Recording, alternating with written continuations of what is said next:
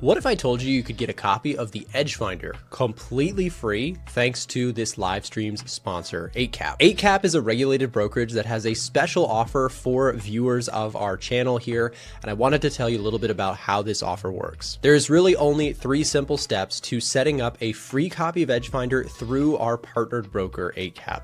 Step 1 is you have to use the link being dropped in the live stream chat or down below in the description to create a new account. Step 2 is go to this link, scroll down on it, and you'll see the requirements that you must make in order for 8cap to essentially buy a copy of the Edge Finder on your behalf. Once you've created an account and deposited the required amount of money in order to qualify for one of the offers on that page, step 3 is to simply contact 8cap and or A1 Trading's team. On that page, there will be information for that. And then we will be able to essentially grant you access to our tools completely free, bought and paid for by your new brokerage, 8cap. Unfortunately, 8cap does not accept US traders. However, if you're outside of the US and interested in exploring this offer in more detail, again, like I said, we'll have that link in the live stream chat or in the description down below. Alternatively, you can just head over to a1trading.com/8cap. Thanks to 8cap for sponsoring today's show. Now back to the content.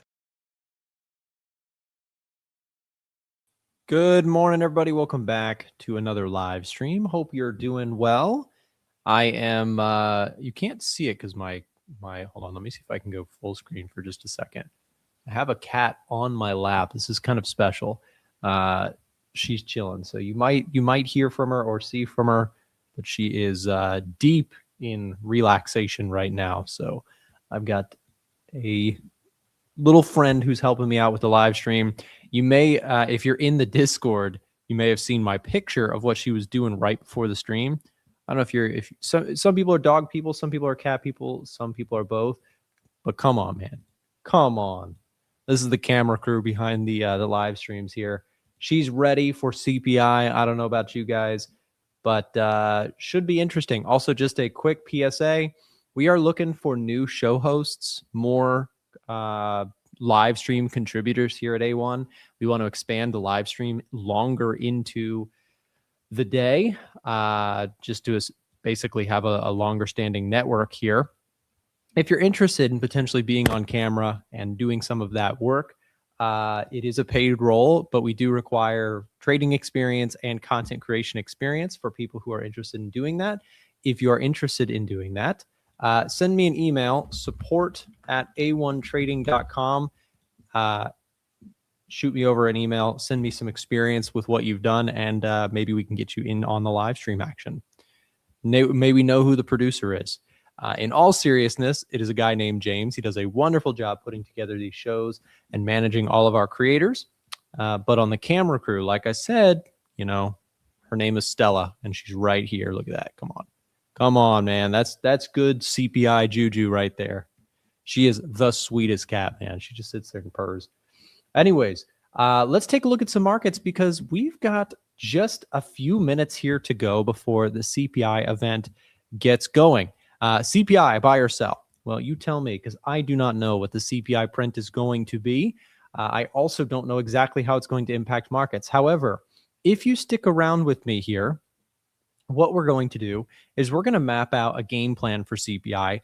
And more importantly than just watching and trying to trade the spike, which is what so many traders try to do. We're not going to do that here. We are going to instead, we're going to make a plan. We're going to discuss CPI, what it means for markets, and then we're going to trade the aftermath. Let's map out a couple scenarios here, starting with gold. If CPI is higher than expected, and we have on the expectations list today, we have core, hold on, let me restart my drawing tool here. For some reason, it's being problematic. Hold on. For CPI today, we have forecasts for, let's see, CPI year over year, 3.8%. Core CPI is expected to be 2.8%. So we'll keep an eye on these figures because if they beat, meaning they are higher than expected, well, I should say beat is tricky here. If CPI comes in higher than expected, that would be arguably a miss. It would be worse for, the state of markets, but it would be certainly worse for gold and for stocks. if you are, so let's map this out. If CPI is higher than expected, right? It's all about expectations. Expectations are for 3.8% inflation today. What happens to markets if you get a high CPI print? Well, for the gold traders out there, that would arguably be a pain factor. It could, if you got a 4.2%, like a high enough reading off center from what markets are expecting, gold could see fresh lows. Like that is very much within the realm of possibility if you get things going here to the negative side on this CPI print. So watch out for that if you get a high print. If you get a low print, I mentioned we're expecting 3.8% is the expectation. If you get a actual data point that is like 3.6, like much cooler than expected, then gold may have fuel to make a push up to 4,060, which is a level that we just completely failed at, right? This was a past level of support, now arguably resistance. And then the question becomes, do you have enough juice there? Are the bulls actually able to take it back? Now, which way do I lean today? I'm pretty neutral. So I know that's not a super exciting thing to say. It doesn't get a lot of clicks or excitement, but I am pretty neutral today and open-minded to either scenario. Couple key levels that I am watching, again, is what I have marked on my screen right now. I think gold looks structurally much healthier if you get a break above, like recapturing this 4,060 level starts to look really attractive. And I think gold looks really weak if you start breaking through these lows. Well, you might say, well, yeah, of course it looks weak or looks strong. You're just saying if it moves up, you're bullish. If it moves down, you're bearish. Kind of. If price is able to fail below, then I think that selling rallies, that's the trade that makes more sense to me, right? I'm not just saying, oh, it's bearish if it breaks, or I'm bearish if it's down, bullish if it's up. It's not what I'm saying. What I'm saying is that if you get a meaningful breakout one way or the other on confirming data, any retracements, in my personal opinion, for my own trading, are opportunities to join the move. Does that make sense? Give me a 1 in the chat if that concept is making sense here. Because again, I've had some people who are like, Nick, you're just saying it could go either direction. And you are correct. I am keeping an open mind. However, I'm mapping out scenarios in which I get enough conviction to place trades with a defined risk. Okay. Yes, we could go either ways. Nobody knows what the CPI print's going to do, right? Nobody knows with certainty. There's going to be a lot of people in the comment section who are like, oh, sell gold, buy gold. Every single day I have all sorts of comments predicting what's going to happen. Nobody ever, gets held accountable from their comments on YouTube. But if you show up each day, I do, right? People constantly, hey, you were right about this. You were wrong about this. I'm doing my system. That's all you can do as a trader. And for me, what I'm looking for is a significant breakout one way or the other on confirming data. A high CPI print probably sends gold lower. A low CPI print probably sends gold higher. Where the trade is for me is a breakout plus a retest that I could potentially tangibly join. Does that make sense? That's kind of what I'm trying to get at here. Iran conflict stuff is back full swing. It seems like we have got higher oil prices again today. Oil up 2.5%. Let's just check that over here as well. Yeah, 2.5%. Look at this. Oil did what we talked about yesterday. We didn't just gap up and kind of fade. We gapped up and moved higher. This looks structurally bullish. Like oil looks very strong from a technical basis, right? You had major resistance here that broke out today. You had major resistance here that broke out today. The bulls are putting in some work here. And I would argue that most likely, we never know with certainty, but most likely pullbacks in oil probably get bought pretty quickly. As long as this conflict is continuing, oil probably, in my personal opinion, has an easier side continuing, an easier chance of moving higher than moving lower. It's always chances, always probabilities, never certainties. Please understand that language is important because you get people all the time who are like, oil has to do this or gold is definitely going to do this. We never know with certainties. This is a probabilities game, not a certainties game. With that said, where is oil at on Edgefinder? Oil's been also pretty neutral. So I'm going to stay sidelined with that for now. But if we keep, depending on how CPI print falls today, we have, just so we know, we do have CPI today, but we also have producer price index tomorrow. So we have, or Thursday, one or the other, but we have a lot of inflation prints coming out, which are going to be monumental for the state of this, rally in stocks that is being challenged right now. I mean, look, you have Nasdaq higher this morning, S&P 500 holding fine. Like, the stock market is staying pretty resilient here. Okay, cat has moved on. Sorry, I had a cat on my lap for people who just joined. She was not budging until just now.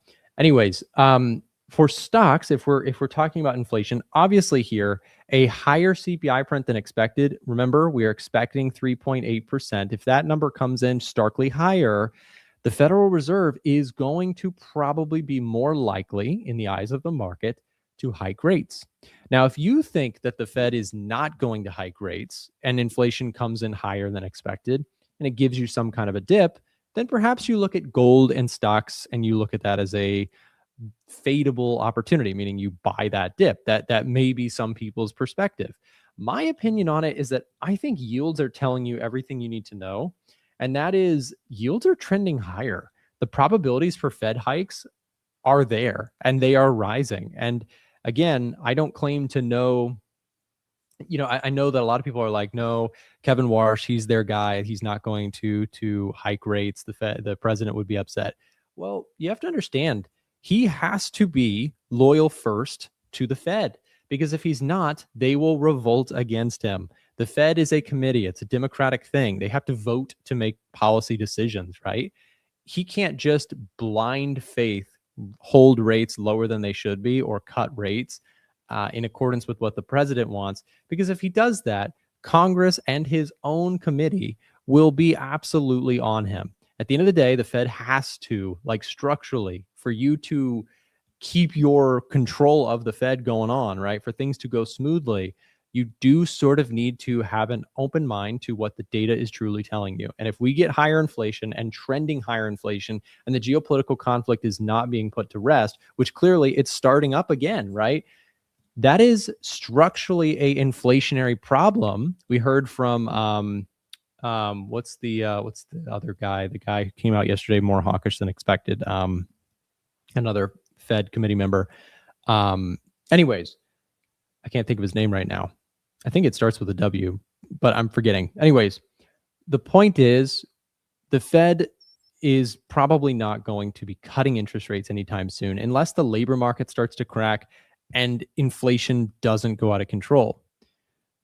But if we have a situation here where oil is going to rip through highs, like if this happens and Iran and all that stuff continues to be a problem, if we're going back up to the highs, which I wouldn't say is impossible, that is a serious inflation problem. Like today, Waller. Yes, thank you, Alan. Yes, Waller came out. It was a bit more hawkish than expected. Alan made a post for our A1 Trading socials on that, I believe. But yes, that is my concern here. It's like, okay, you can't just go against the rest of your committee. If everyone sees, hey, inflation problems are real, the jobs market's not in a dire situation, that's something to watch. Anyways, guys, we have 1 minute to go before CPI releases. I just want to remind everyone, please don't leave as soon as the number drops. A lot of times people just watch the spike like a bunch of monkeys in a casino and then they leave.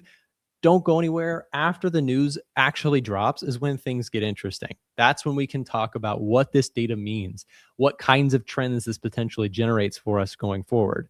So stick around with me, and I promise you won't regret it. We'll learn some real important stuff about where inflation currently is. On the screen right now, we have stocks over here. We have Bitcoin, gold, silver, dollar, and oil all on the screen so that you can keep an eye on how everything is moving. And that way you can watch whatever you're most interested in. So dollar index is a little softer going into the print. We'll get CPI here now. We'll see how this impacts and where we are going next. So immediately, dollar is moving lower, gold moving higher, NAS and S&P 500, stocks moving higher. So this is looking like a soft CPI print.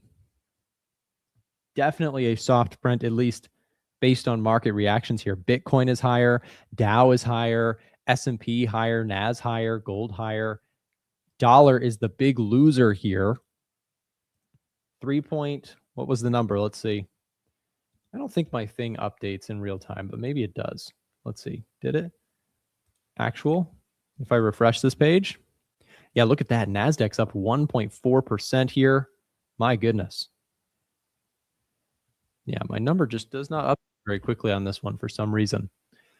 Let's see. So we had CPI come in, 3.5%. Nice little softer than expected print for consumer price index.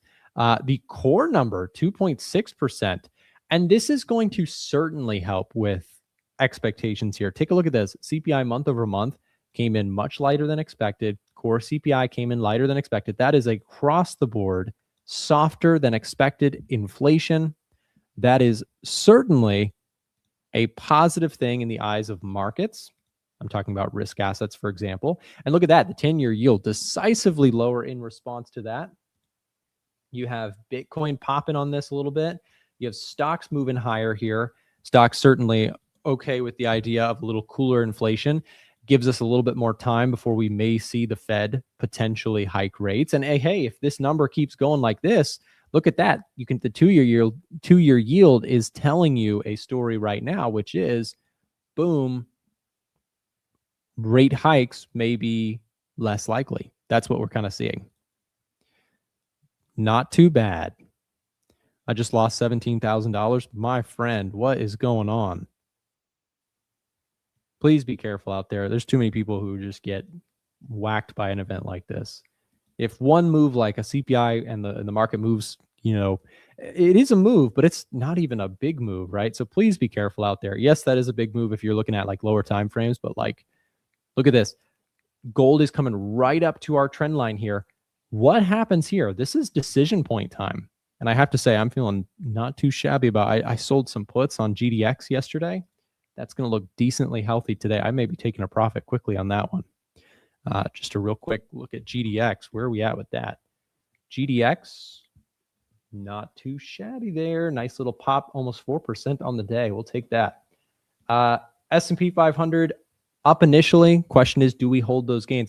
And another kind of thing to think about here, CPI comes in way lighter than expected. That is great news. Now, if you got, for example, another ceasefire announcement that actually stuck or some sort of middle ground, I'm not saying that's very likely. The thing that I'm saying here is that CPI today is looking back on a month where we had ceasefire promises constantly. The next question is, if the conflict does not see stopping anytime soon, then how much should we weigh in on this CPI print?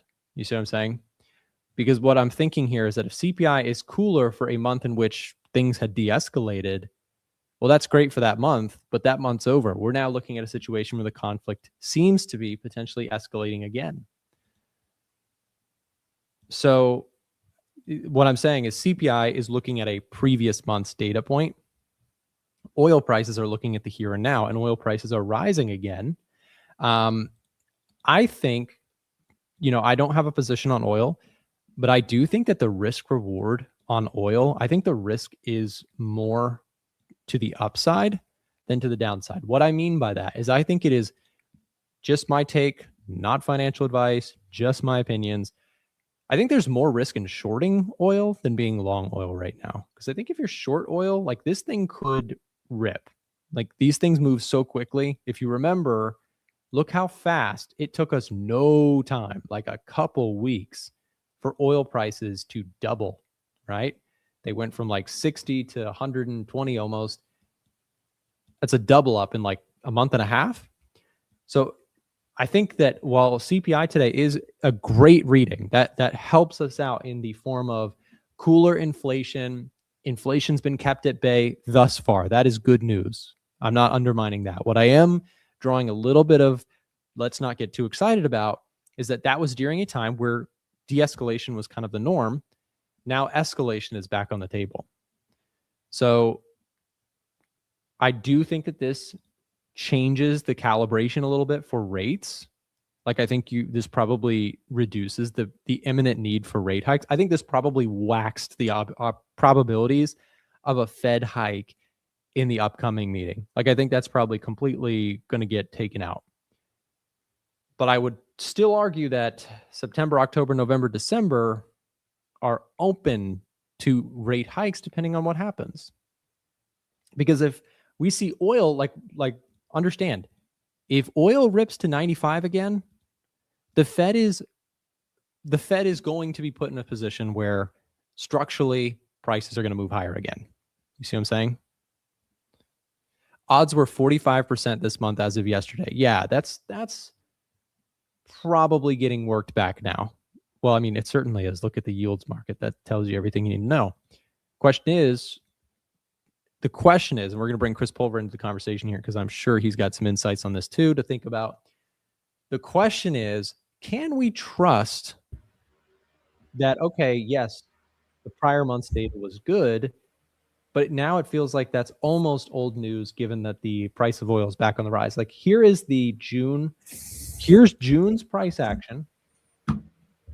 And I actually, if somebody has the stats in front of them, I am curious too, how much of that CPI report was due to falling energy prices? Because I bet you it's a big chunk of it. Hey, Chris, how's it going, man? What's up, man? Happy CPI day. Happy CPI day. Do you hear my dilemma here? Like CPI looking past month, is this something we should get excited about, or should we just keep an eye on the price of oil for next month's data, or I should say July's data? Well, what I heard you say was exactly what I thought when I saw the reaction. The Fed likely has all of the runway that they need for this month. And again, we have PPI tomorrow, so the producer price index may come in a lot hotter because that's been the hotter running trend. But this is a huge improvement in inflation. I feel like now the Fed's like, okay, so we don't have to put this crazy hike on for September. And I feel like they're getting the free mileage out of being hawkish. I mean, did you see Waller's comments yesterday? I took a screenshot of this. Yes. Waller was blasting the market yesterday with just all sorts of stuff. Core inflation, this, AI, this. We're reading too much in it. I mean, it's like he was all over the headline news. He was like, let's not make the transitory mistake again. Correct. Yeah. So he's like, transparency is so important, but the reaction function, not the same as forward guidance. And I mean, again, pretty hawkish stuff, but it's like, that's the whole Fed. And you have this task force that this is what Worst said, like 10 times. Task force is going to be out to the end of the year. The task force results are likely coming after the midterms. So the Fed is not going to be reactionary. And I think that, yes, the market's anticipated, possibly one hike. But after a print like this in CPI, I mean, I guess the hard part is because CPI for our headline data is always lagging. Where does oil have to be for all of a sudden CPI to print higher? I mean, I'm looking at Trueflation, and we went from 1.75 back up to 1.93. This isn't really, breaking out one way or the other, but it is a nice improvement from a 4.2 headline to, what it was a 3.6, that was what came out today, right? 3.5. Yeah, 3.5. So I mean, that's a big jump, but we're still not at 2%, dude. Like we're not even close. It's like it's an improvement, but it's not 2.0. And if the Fed's going to stick to that, then they're still going to talk hawkish. I just think that now this is the improvement they needed to possibly just see that we can just sit tight and let additional data come in. Like the Middle East stuff is probably a thorn in the Fed side right now. I saw overnight, this is from a pretty like bearish outlet. This is like the Kobayashi letter, if that's how you say it. But they're like, Trump officially declared war on Iran and he's getting Congress approval. It's like, are we really doing this right now? Like, this is a 100-day conflict and now it's officially war. But then that makes me think, are we going to just run it back? Like, are we going to run everything we just did? We'll taco the crap out of this thing. Like it's been this whole 100 days has been how many tacos? Like, how do you play it? I think, Chris, that there is a, the boy who cried wolf story going on too with it. Sure. In the sense that I don't, I said this a while ago. I was kind of right, kind of wrong. You may remember me ranting about this. Unlike the tariff stuff, which could be pulled away, I made the argument, maybe wrongfully so, that Iran is a piece of the puzzle too. You can't just pull it away. Trump, saying, hey, it's over, in my mind when we first got into this stuff was like, well, that's not up to you by yourself. Like you also have Iran to contend with. And I want to say I'm partially right, partially wrong, because to my shock, apparently you can just say ceasefire and everything is without the other side, without the counterparty response, without them knowing it.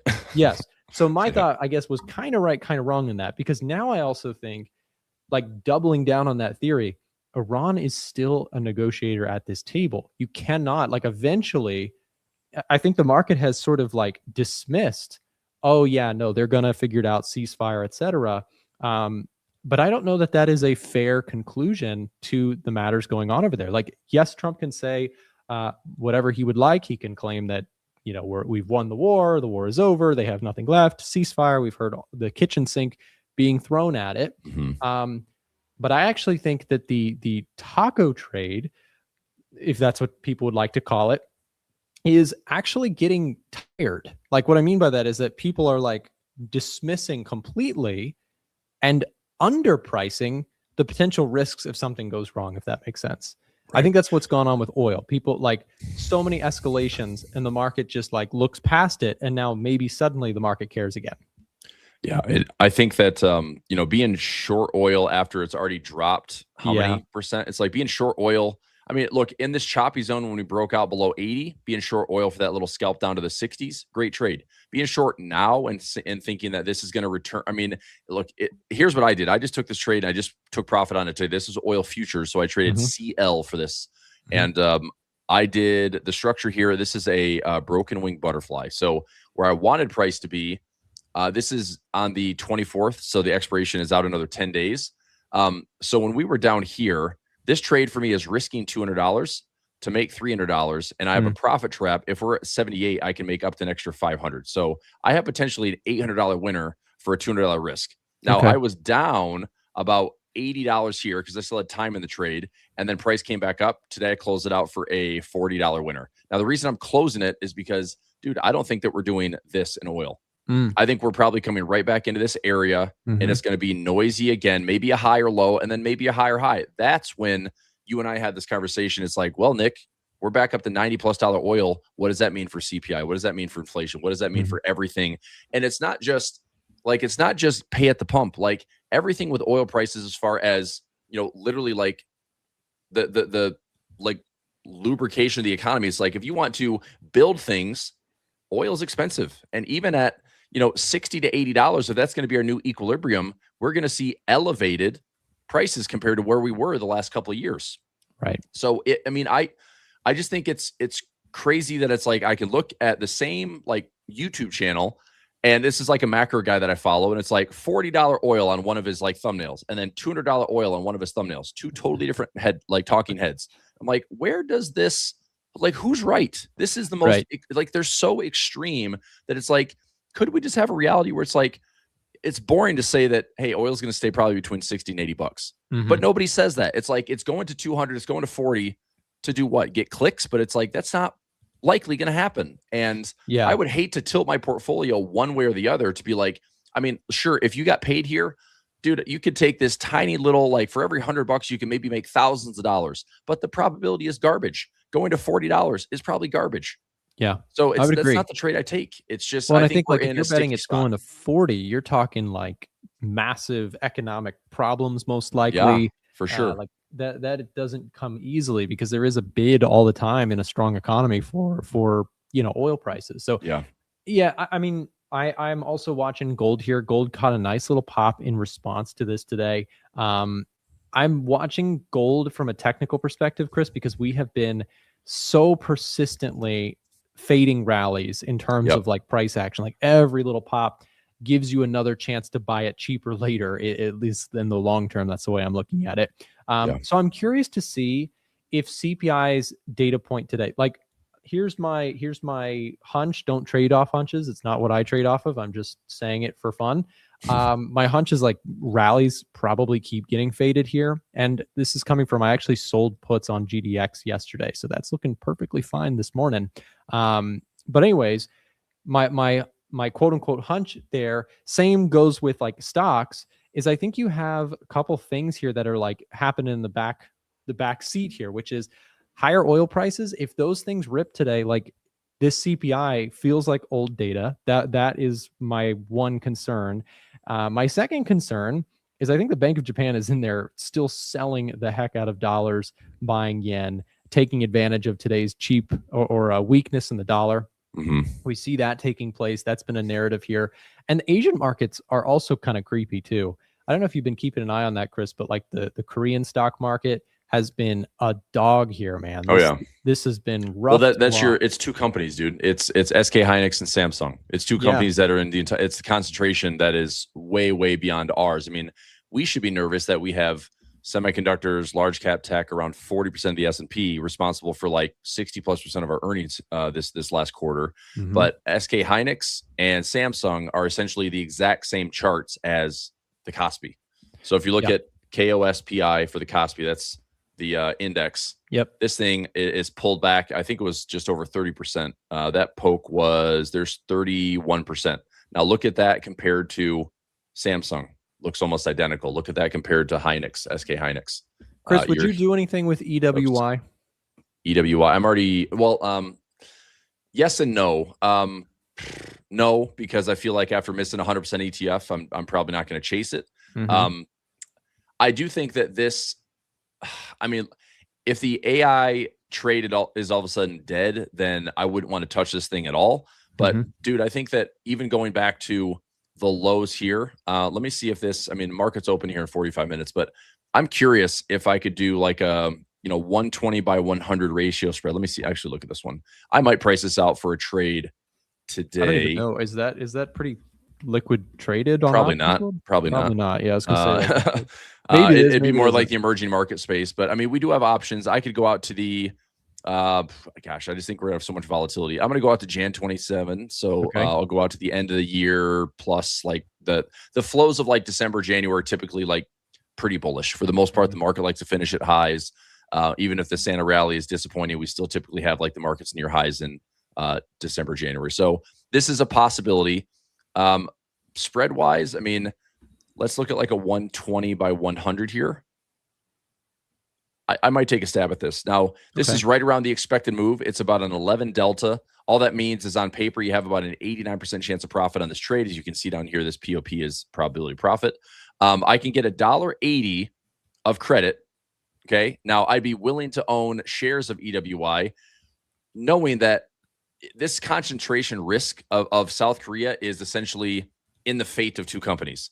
So if SK Hynix and Samsung all of a sudden are just trash, this stock is not going to be fun to trade. But absorbing this into a pullback of, let's say, 48%, I mean, if we still need the Samsungs and the SK Hynixes, and we still need the Microns, and we need all the chips and computing and everything else that goes into this trade, I mean, there's at least some forgiveness there to say, well, I would own the shares at $80, actually lower than that. But from this high down to $80, I could absorb about a 63% pullback before I get into really any trouble on the trade.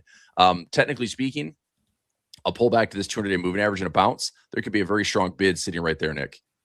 And so if that is the case, is we're dropping until we hit some support, and it's just lift off and we go to all-time highs again. Dude, this is a wild and crazy ride, but even this was a rally of 73% on an index, like an ETF, right? That's a big move for a country. But then we pulled back 20% of that, 25% of that. Then we had another rally of 92%, and we proceeded to pull back over 25% again. So these are big, big, big swings. But if they're going to be met with all-time highs, it's a maybe to me. It's like, I've not really traded much on the space outside of like, I have SMH, I have DRAM, I have SOXX, I do have some Micron, I have some Intel. Like I've dabbled in those. That to me, it's like, I know those a little bit better as far as I think there's a bid there. It's U.S. markets versus South Korea seems like a absolute wild card. But I will say, like a big casino, doesn't it? Like all the leverage. VT allows me to get some of that love, and then EEM as well. So emerging markets, I mean, I'm getting some love in like, Southeast Asia. South Korea is giving you some of that gain. You can see here, like, because of South Korea tipping over, now all of a sudden EEM looks a little bit worse, even though it's up on the year. We're up 15.4 year to date, so we're outperforming the S&P. But in a way, it's like I have exposure to EWI, but I don't have the concentration, and it's like I don't necessarily think I want to participate in just that. Like, okay, I'm buying two major chip stocks in South Korea that either crash and burn or they're the greatest things ever. That seems like it's got to be defined risk, not undefined risk. So far, we're getting a little bit of a fade following CPI here this morning. Yep. This is a 5-minute chart of S&P 500. Big pop on the CPI report. Cooling here a little bit. And again, what we were discussing, oil price catching a bid at the same time, putting a bit of a thorn in the side of this CPI print. Again, I think it's a good print. And I think you were spot on, Chris, with your observation of like, that's going to give the Fed a checkpoint to be like, we have to make no decisions right now. Correct. Yep. We can wait. And I think the market will like that. But the market being forward looking and seeing oil up another 3.6, we know how this thing can move. We saw it back in, February, March, etc., where it was like 5% up every day for like 3 weeks. And then what did it do? It chopped the heck out of everybody for a month and a half. So, yeah, I mean, I think I said it earlier, I'll stick with it. I think the pain trade more likely is being short oil into that kind of move here.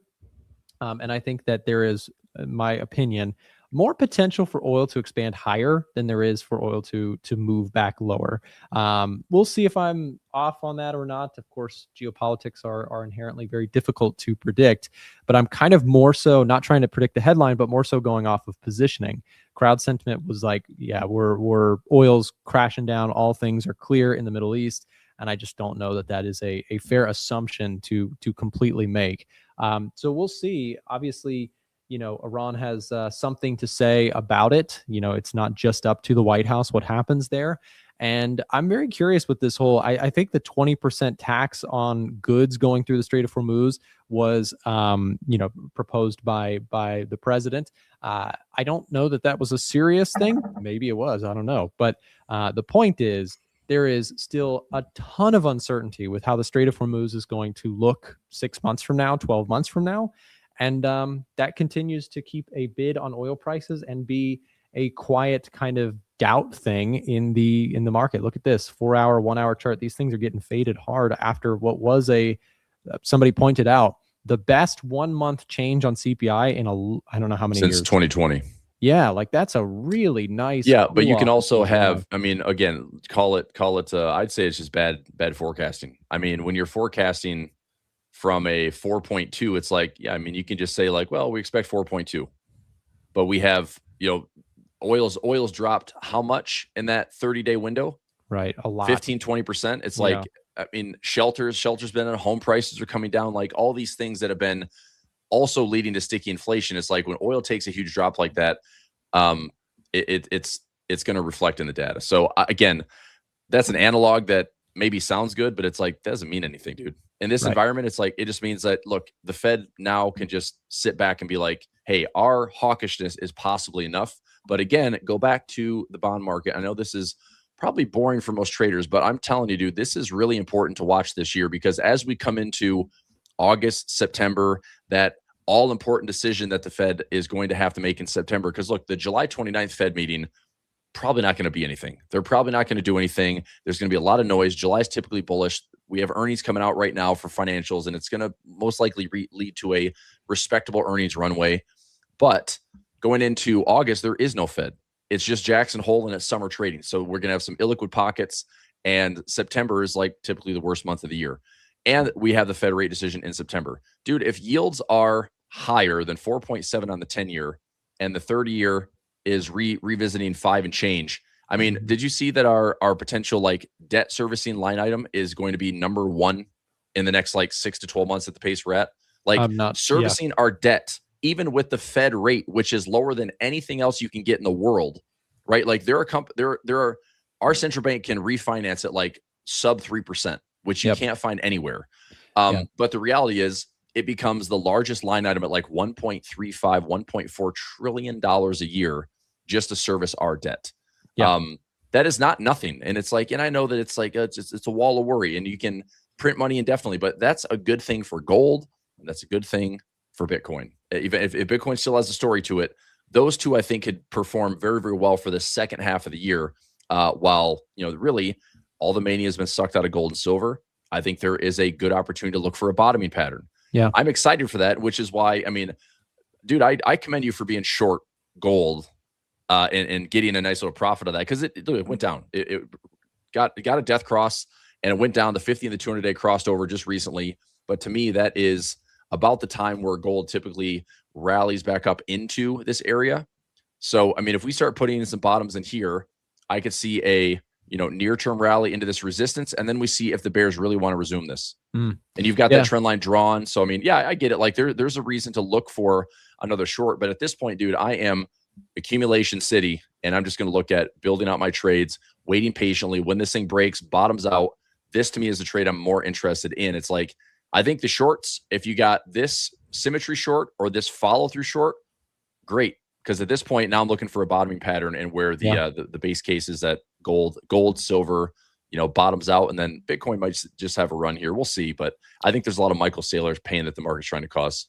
Yeah. And Chris, just to clarify too. So first of all, I have never in my content creation, there's 2 times that the hate on my channel, and I don't get that much, to be honest. I'm very thankful. I have a pretty awesome audience overall, but every once in a while, there's like periods of time where I get a lot of pushback. The 2 times, one was actually in last year's sell-off in stocks. I was buying stocks, and I was early, but I think you and I were both talking about this. We're accumulating shares of stocks finally. Like we finally had a dip that was meaningful, and the hate was amazing. Like the people who are like, you're an idiot, like you should not be buying stocks, it makes no sense. Well, I've had recently an interesting experience with the gold shorts, because people love their gold. Me too, by the way. Like I'm part of the crazy crew too. Don't worry, I'm a gold bug long term. But like during that time, I saw the short opportunity, and I took it, and it worked out really well. But the comment section did not like shorting gold. Like that has a very unpopular trade, I'm finding out. But there are times to acknowledge, like, hey, we might have short-term downside. We caught a lot of that move, but I'm kind of in the same camp of like long-term, I'm looking at this, I'm saying gold's down 30% from the highs or close to it. You have national debts that are rising dramatically, higher interest rates. In the short term, yeah, that could push gold lower. But in the long term, if that becomes unsustainable to manage debt, that is long term kind of the story for gold, right? So yeah, I mean, long term GDX, I told you I'm playing that right now. I just sold some puts out of the money on that. That's looking okay today. I sold, I think 68 or 70, 68. I can't remember which strike price, but I sold, 40 days out, sold some cash secured puts on that. So I'm open-minded to wherever gold wants to go. I kind of am neutral in today's analysis on gold for the short term. I'm no longer as bearish as I was. Some of the story has materially improved, like PMIs have been coming in soft, consumer confidence was soft, that jobs report was very soft. So there are some cases to be made that the macro is signaling we might be, at least for now, in the process of slowly bottoming out in gold. So I don't see like a massive over here, obviously with hindsight, my favorite's a little easier to speak on this, but I thought there was more downside because all of the dollar metrics were just screamingly bullish, like rates higher, and I don't see that same setup here. So I think that the trade is very different when you have everything kind of synergizing on the macro. For me, that's, I'm a big macro guy. So that trade was there. I don't see that being the path of least resistance anymore. So I'm kind of slowly in the same camp of accumulating gold long term, but I have no short term active trades on gold at this moment. And I'm also watching to see, I'm open-minded to, if you get a breakout higher here and perhaps some de-escalation news, gold very well may be bottoming out. It's just, for me, it's really hard to say.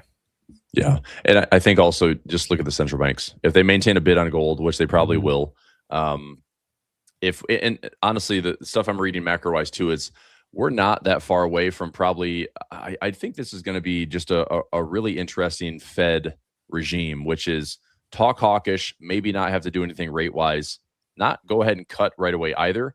But what they do with like the balance sheet, how they potentially pass reserves onto major banks instead of the Fed, it might just, I don't know. It almost seems like there's a lot of like sleight of hand going on with this Fed right now, because they're trying to get a lot of like caressing in the market without having to do anything. I mean, the one thing the Fed is great at is they say stuff and then the whole world does things, but the Fed doesn't have to do anything until the very end. That's Like right. when they talk about hiking rates, they're the last central bank to hike rates. When they're talking about cutting rates, they're the last central bank to cut rates. Every other central bank is like, huh, Fed's going to cut, Fed's going to hike, let's do it. And they already jumped to it. And so I think, like, again, like classic Fed, it's like they get what they want by talking. And I get it. It's the largest central bank. It's probably one of the most important central banks in the world. But ultimately, think about this, the paradigm stuff we talked about, like we did our big sessions. I don't know if it was earlier this year when I talked about like paradigm A, B, C, and D. We're still in this like paradigm C, which is like run the economy hot. Trying to do so would be Fed doesn't have to cut to run the economy hot. It would be almost sad to see them want to cut right away. Like if we talk hawkish for 3-4 months, maybe 4, 5, 6 months, and then we pivot to dovishness or we start to cut. I think that looks really, really rough. Considering how hot the stock market could run. We could be talking 8,000 S&P or beyond. And I think you and I'd have that conversation and think like, okay, dude, if this structure breaks, I'm way more potentially bearish in the market after like a capitulation move higher. Yeah. But with a, sleight of hand Fed, it's like they say one thing. I think what they're trying to do is they're trying to get the messaging out right now that it's like, hey, market, stop relying on us. Like, stop looking at us to do everything. Instead, we're going to build these task forces. We're going to take 6 months to build this stuff out and give you our assessments and our diagnosis of what we think our readings have to be for inflation, readings have to be for the job market. Where's our mandates going to sit? Where's it going to rest and prioritize? That's going to be after all this. So like everything in Iran is still going to be noise. Fed's not really going to do much. Midterm elections, it's going to be noisy. We're probably going to have some blaming of like how the voting goes. I mean, if the Republicans have a big loss in the midterms, it could be very ugly messaging as far as like how is voter fraud and all this other stuff. I don't know, dude. It's like it just makes me concerned that we still have these tail risks that a lot of traders aren't acknowledging. I mean, at this point, it's like, do you sound smart to be like, I'm short gold? It's like, cool, but gold's down almost 30%. Right? Who cares if you're short gold? It's like to where? You're short to scalp it? Okay, fine. Scalp it all day. But eventually when we bottom in the big picture, we go back up to all-time highs in the next maybe 2 to 5 years. 2 to 5 years. That's my trade. Little bit of wisdom goes a long way with this too, because it's like the short side, there's a reason why it's called short and long, right? Short is for the short period of time. Like you don't stay there. You don't overstay your welcome. Yep. I've done that too many times in my trading career to overstay what feels like it's working really well. Man, Chris, I mean, in 2022, it felt like shorting stocks was easy money, right? And here you go in 2026, shorting stocks is like the hardest trade in the book. I guess it depends what you're looking at. But one thing I wanted to ask you about, and then we got to throw the show over. I know you got to go. Have you seen there's a chart floating around right now where SPX implied volatility is way lower than individual stock average implied volatility? Have you seen that chart floating around? And the Nasdaq volatility, the implied volatility for the Nasdaq is like almost 2 to 3 times higher than the S&P. And it always is, but recently it's like exploded. That ratio has really widened where you've got some decent premiums out there for selling on individuals, but the index has become a very crowded. And I saw someone speculating the reason for that is all these levered ETFs. They're hedging. There's like offsetting going on.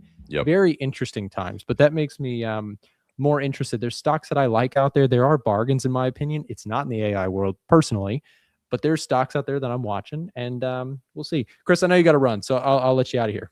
Okay, I just want a quick comment on your dispersion trade. The stocks, I actually got this Jan Van Eck from you know him from like vaneck.com, big ETFs. There's all sorts of ETFs out there. He literally had a chart on what you exactly you said, which is stocks are all over the place. You have dispersion trades of plus or minus 20, 30, 40%. And yes, the indexes are a fraction of that. So Nasdaq volatility is high because of tech, because of AI. You're still seeing some of those like high IV ranks, but the S&P is taking it pretty well in stride. But it's like if the cracks in the Nasdaq, if we start to see pressure on chips and pressure on AI, and that leaks into like the Nasdaq breaks lower, that could drag the S&P down. We'll see, man. I mean, honestly, these like little dips on the day are bought. Today it's like, look at today. We ripped up on CPI. We're fading a little bit. We'll see where the day takes us for the rest of the day. So anyway, I'll see you tomorrow, dude. See you, Chris. Thanks for coming on, man. Bye.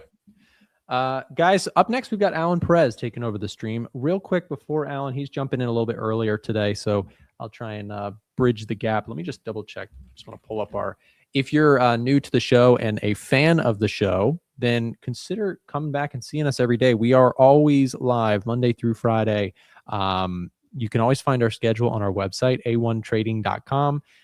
Anyways, on our schedule, we have Alan coming after this, and then Marco, and then Tiger after that. So good little lineup here for the rest of today's CPI day.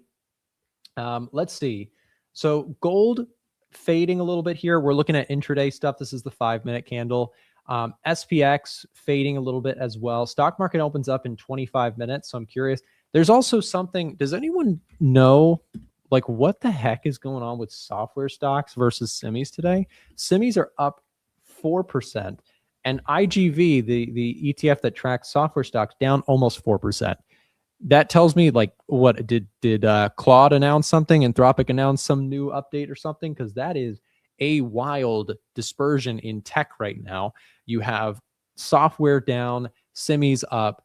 I rub my hands together because I personally really like software. But anyways, going to keep an eye on that, because if software stocks keep getting a dip, if the market gets a dip, I'm probably going to buy some software stocks that I like, as I had in the previous cycle back in, when was that? I guess the April move, there was some, well, no, I'm sorry, wrong April. This April move, there were some really nice pickups during that sell-off. So if we get another retest or dip in the stock market, I'm looking at software stocks as a place to potentially build some positions. Okay, so let me just check a couple of charts here before we go. We've got, look at this, gold still rejecting for now this downward trend line. I did mention I have a position on, it's not spot price of gold. I am short puts on GDX. That is a bullish position on gold miners, which has high correlation to gold. So I kind of have a very soft bullish lean on gold right now. So today's pop in gold is going to be perfectly fine. I did take that position yesterday.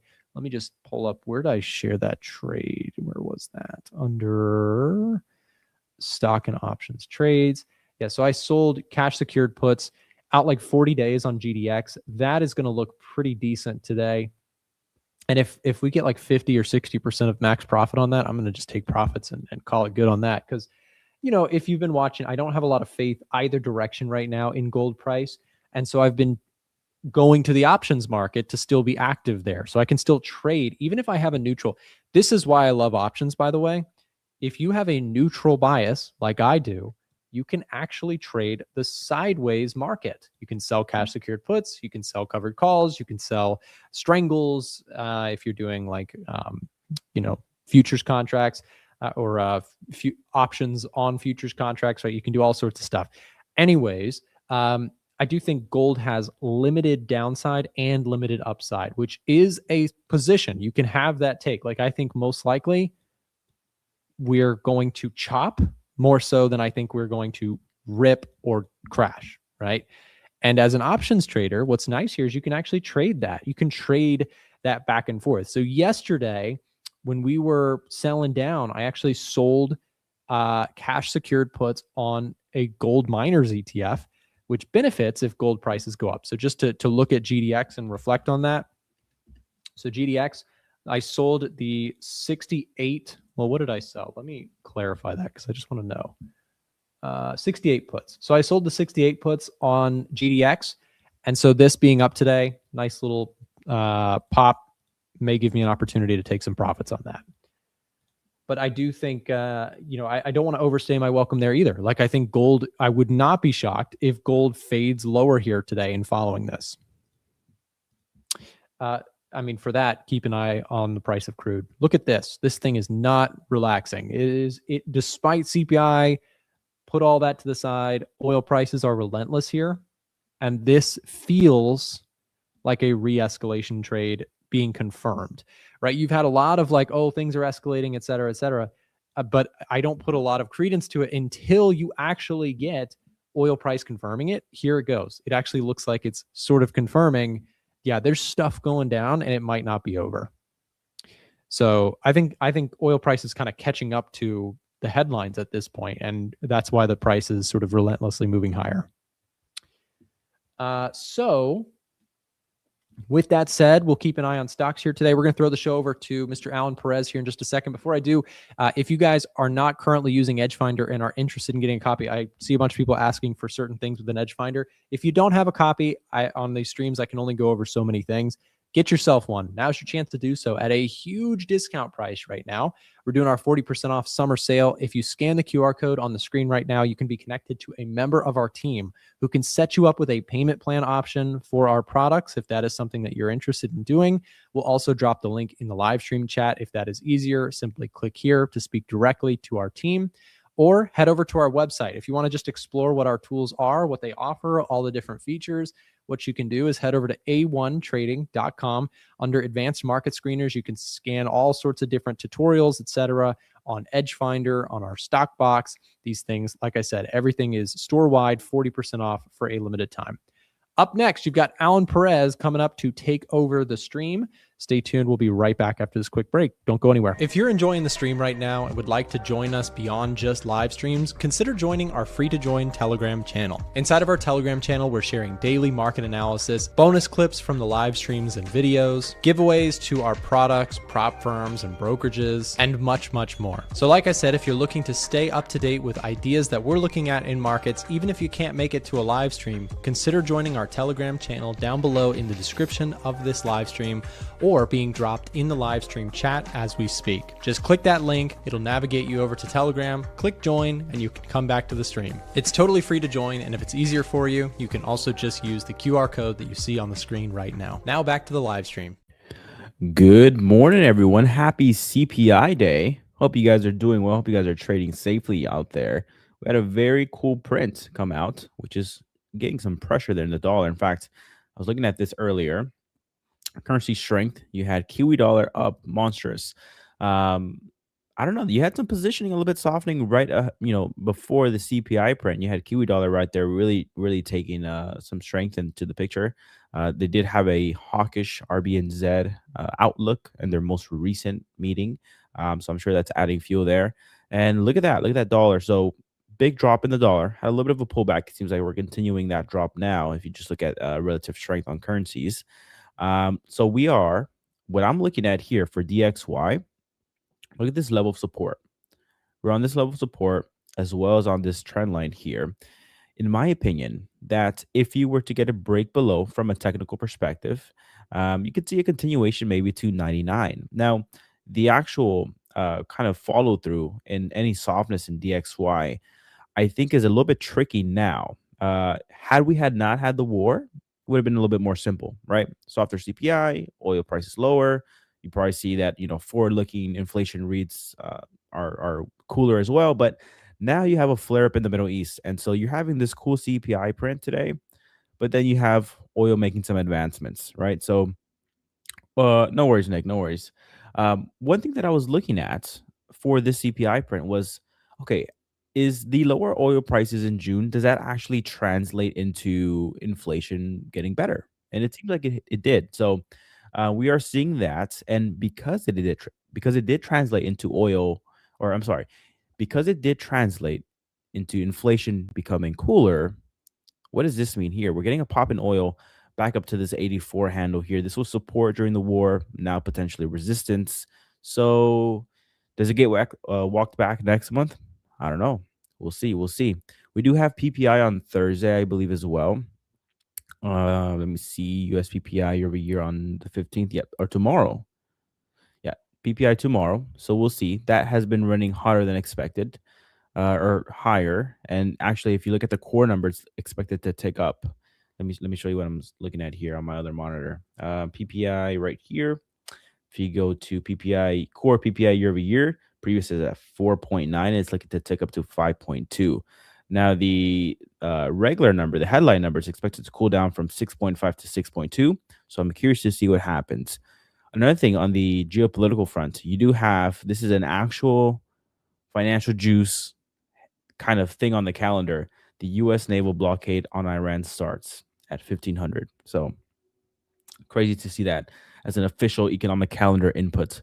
And you do have Fed Wars testifying at the committee today at around 9 o'clock, so about 45 minutes from now. but we'll see. I think he's just testifying against the committee, so nothing much there. Good morning, Rabies. Good morning, Sluggy. Hope you guys are doing fantastic. Max, good morning. All right, so how am I watching this? So I had a game plan. In fact, I had a workshop yesterday, and we basically mapped out what we were going to do in the event of a cooler or hotter CPI. And this is essentially what I came up with, okay? If you were to get USD strength, good morning, Marco. Hope you're doing well, man. Hello. Finish your thought. Sure. If we were to get USD strength, and you continue to see stronger oil, stronger yields, and obviously elevated inflation, I would be looking to short euro dollar, short Kiwi dollar, long dollar CAD, and maybe short gold. Now, I wouldn't take all of these at once, right? But I would look for which one presents the best technical opportunity, the best risk to reward, yada, yada, yada, edge finder score, and then make my decision from there. And if we were to get USD weakness, which is weaker oil, weaker yields, cooling inflation, I would be looking to do one of these three things. USD CHF short, which I'm in right now, which is doing well. Pound dollar long and gold long. So let's look at pound dollar long real quick. The risk to reward opportunity is not there, so I'm not going to do that one. Gold long here, we still haven't broken out yet, so I'm not going to participate in that. However, one of the things in this list was I wanted to see weaker yields and cooling inflation. We got that, but we are not seeing weaker oil.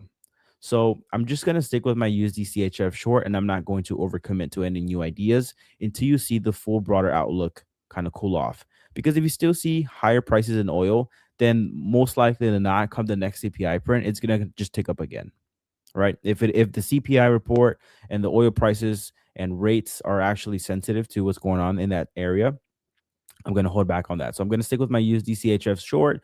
If dollar index continues to break down lower, you see continued weakness, then good for me. If not, it is what it is. But hey, Marco. Hello. So big print today, pretty important, came in our favor, but I took my profits on the GU position. So Okay. Yeah, if I put it up here, let's click this. It is reacting to that 200-day. I will say it seems like you're getting, if I go down like fractal to like the 5-minute or whatever, it seems like you're getting somewhat of a fade going on. You're seeing that in Aussie, not really in Euro. You're definitely seeing that in pound dollar. So very interesting to see that as well. Yeah, my thinking is that although I do believe that the inflation should naturally come down, I think it's best to take some risk off the table and to actually close this position, because this is a pretty good pop to the upside, pretty good opportunity to close this and maybe look to re-enter a bit lower. And it kind of takes care of the risk. What if the strait is actually closed? So what if the blockade is put back? And then basically, if the US puts the blockade in the strait, Iran will blockade the other side. So no ships are passing through. And that is what brought inflation above 4% the last time. So because of that uncertainty, I decided to close it and get out of GU. But I do overall and long term still like the story where the Fed does flip dovish. It's just a matter of maybe waiting it out a bit and seeing if the blockade is actually effective and if Iran puts their blockade. So essentially, if things go back to as they were in, let's say, April and May. I think May was the main month. Was it May when the US blockade started? I think it was the war started in May. I think it was April. I think some time had passed. Okay. Yep. So that's my game plan. That's how I'm seeing it. What about you? So do you think we continue with the cooler prints for the CPI, or do you think this is a good opportunity to actually take profit and reassess?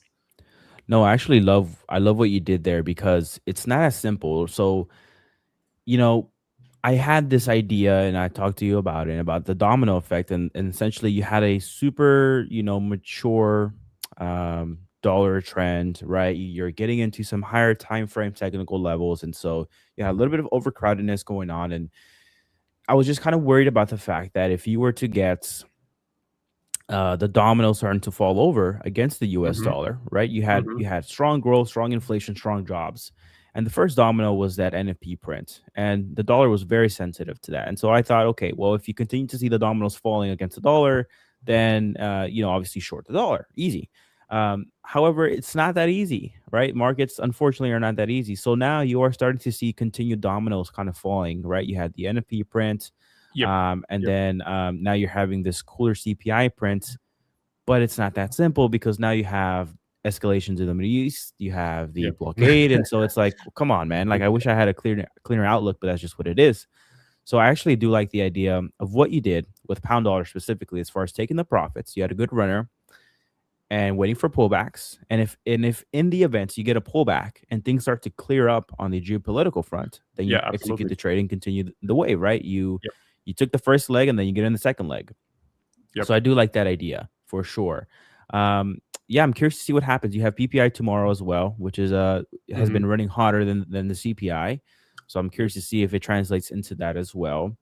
Yeah, I like what you did there. I'm gonna be watching really truly here to see what the bond market thinks. I'm gonna just revert to that.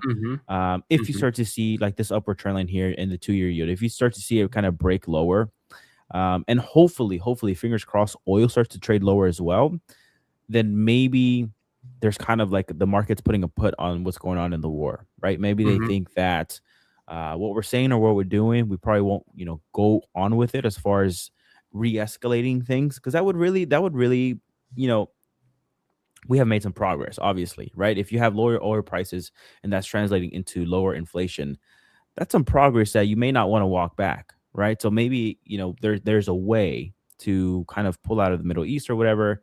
So I'm going to be looking at bonds to see if they really think that. I'll look at the 2-year, I'll look at the 10-year as well, to see if there's really some follow through. But you know what? Ahead of this CPI print, Marco, I will admit here, what I was wrong about is that the market was starting to tighten up. As in fact, yesterday, you had at one point the odds for rate hikes was at 45% for this month. So this month, and then you had Waller as well. And then you had Waller being very, very hawkish. And in fact, you know what? I saw from Wars today. In fact, it wasn't like a breaking news headline, but it was something that he said. Maybe you can search it up. Yeah, it was something about dang, it was like a longer message. Let me see. That's one of the first ones. Yeah. It wasn't read. I don't know what he said verbatim too.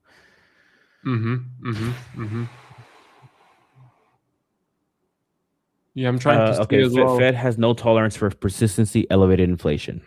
They have no tolerance for that. True. I would say that's just words, because they have been above the 2% target for 5 years. So do you have tolerance? I think they actually do. So I think what I got from that is if it were to get out of hand, if you were to continue it seeing trend higher, then maybe they do hike. That's kind of what I got from that.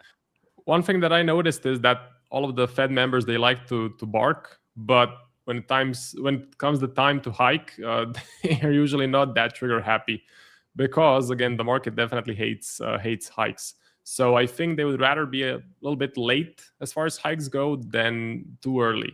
And the current rate is already considered restrictive by most people. So yeah, I don't know. We're gonna have to wait and see the Fed event. But the main catalyst is still the Middle East. So I think you mentioned before I joined that in just a couple of hours the blockade will start. So once the blockade starts, we'll see what Iran does. And if Iran puts the blockade on their end, well, it's just back to the previous situation, and back to the situation that led the CPI to rise, as I mentioned, about 4%.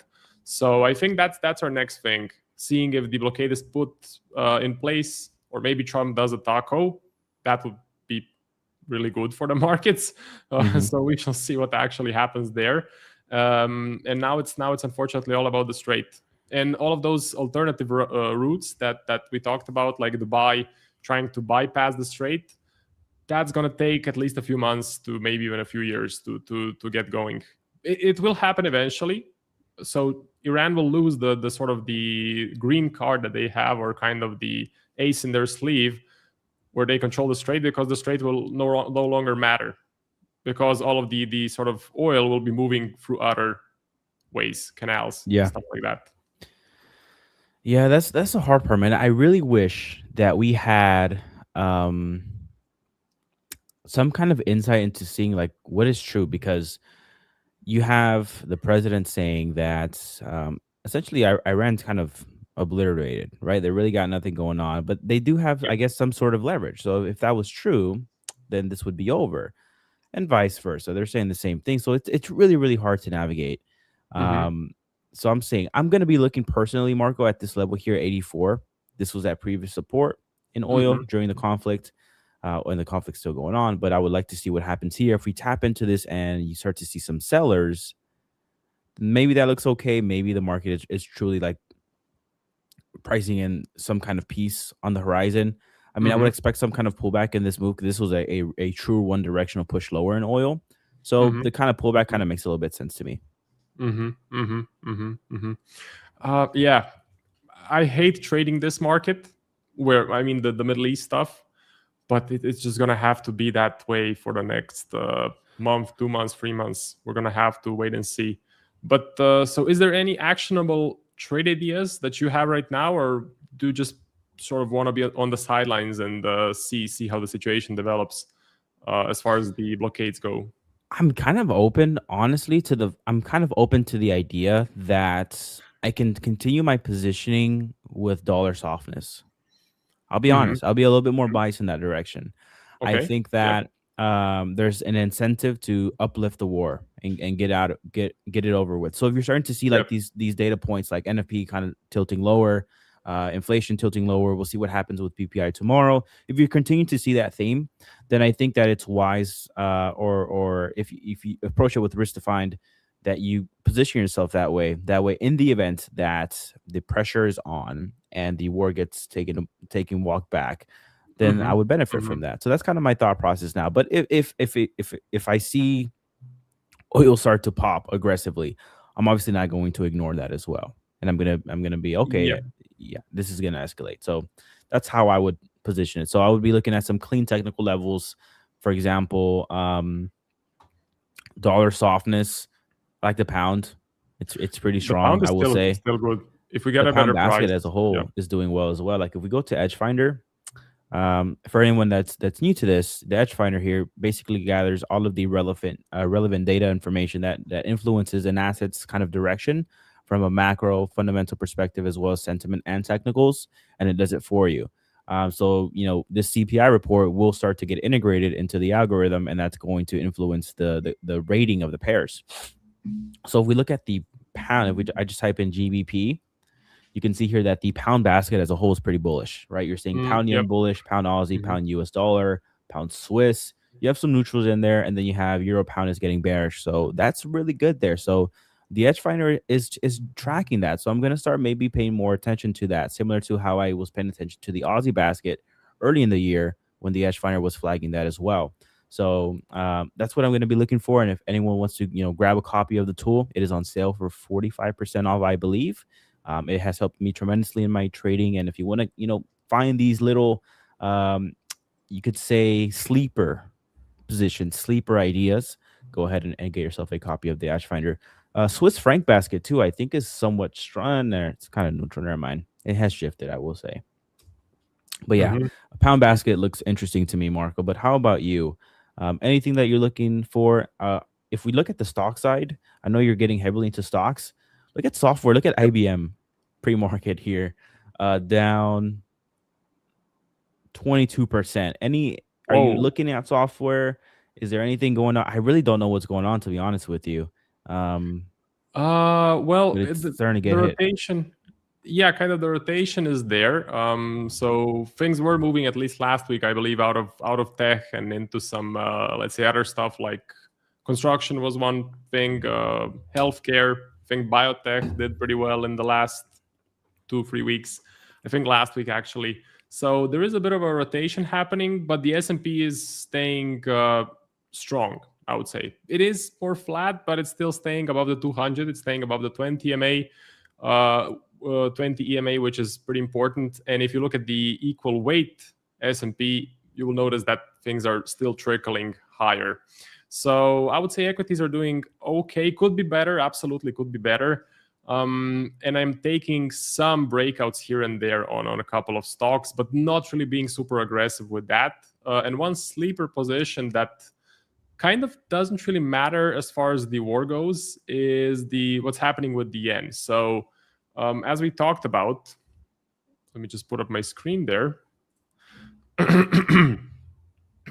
So as we talked about, I'm expecting for the pension funds in Japan to start exiting out of their foreign positions, foreign investments, and going into domestic. So selling US bonds and buying Japanese bonds. And I think this is a super clean idea that is not dependent on the war, because it's just sort of a tool from the government in Japan, a tool to prop up the yen. And it doesn't involve an intervention. It doesn't involve hiking aggressively. So it's kind of the least amount of pain for the best amount of movement in the yen. So I would love, the best fundamental trade, in my opinion, is selling USD JPY. But holding this for a month, 2 months, 3 months would be super expensive. So it doesn't make sense because of the swaps. Just the last time let me show you the last time we saw a rotation. I know I showed you this, but I'm just going to show it to the viewers again.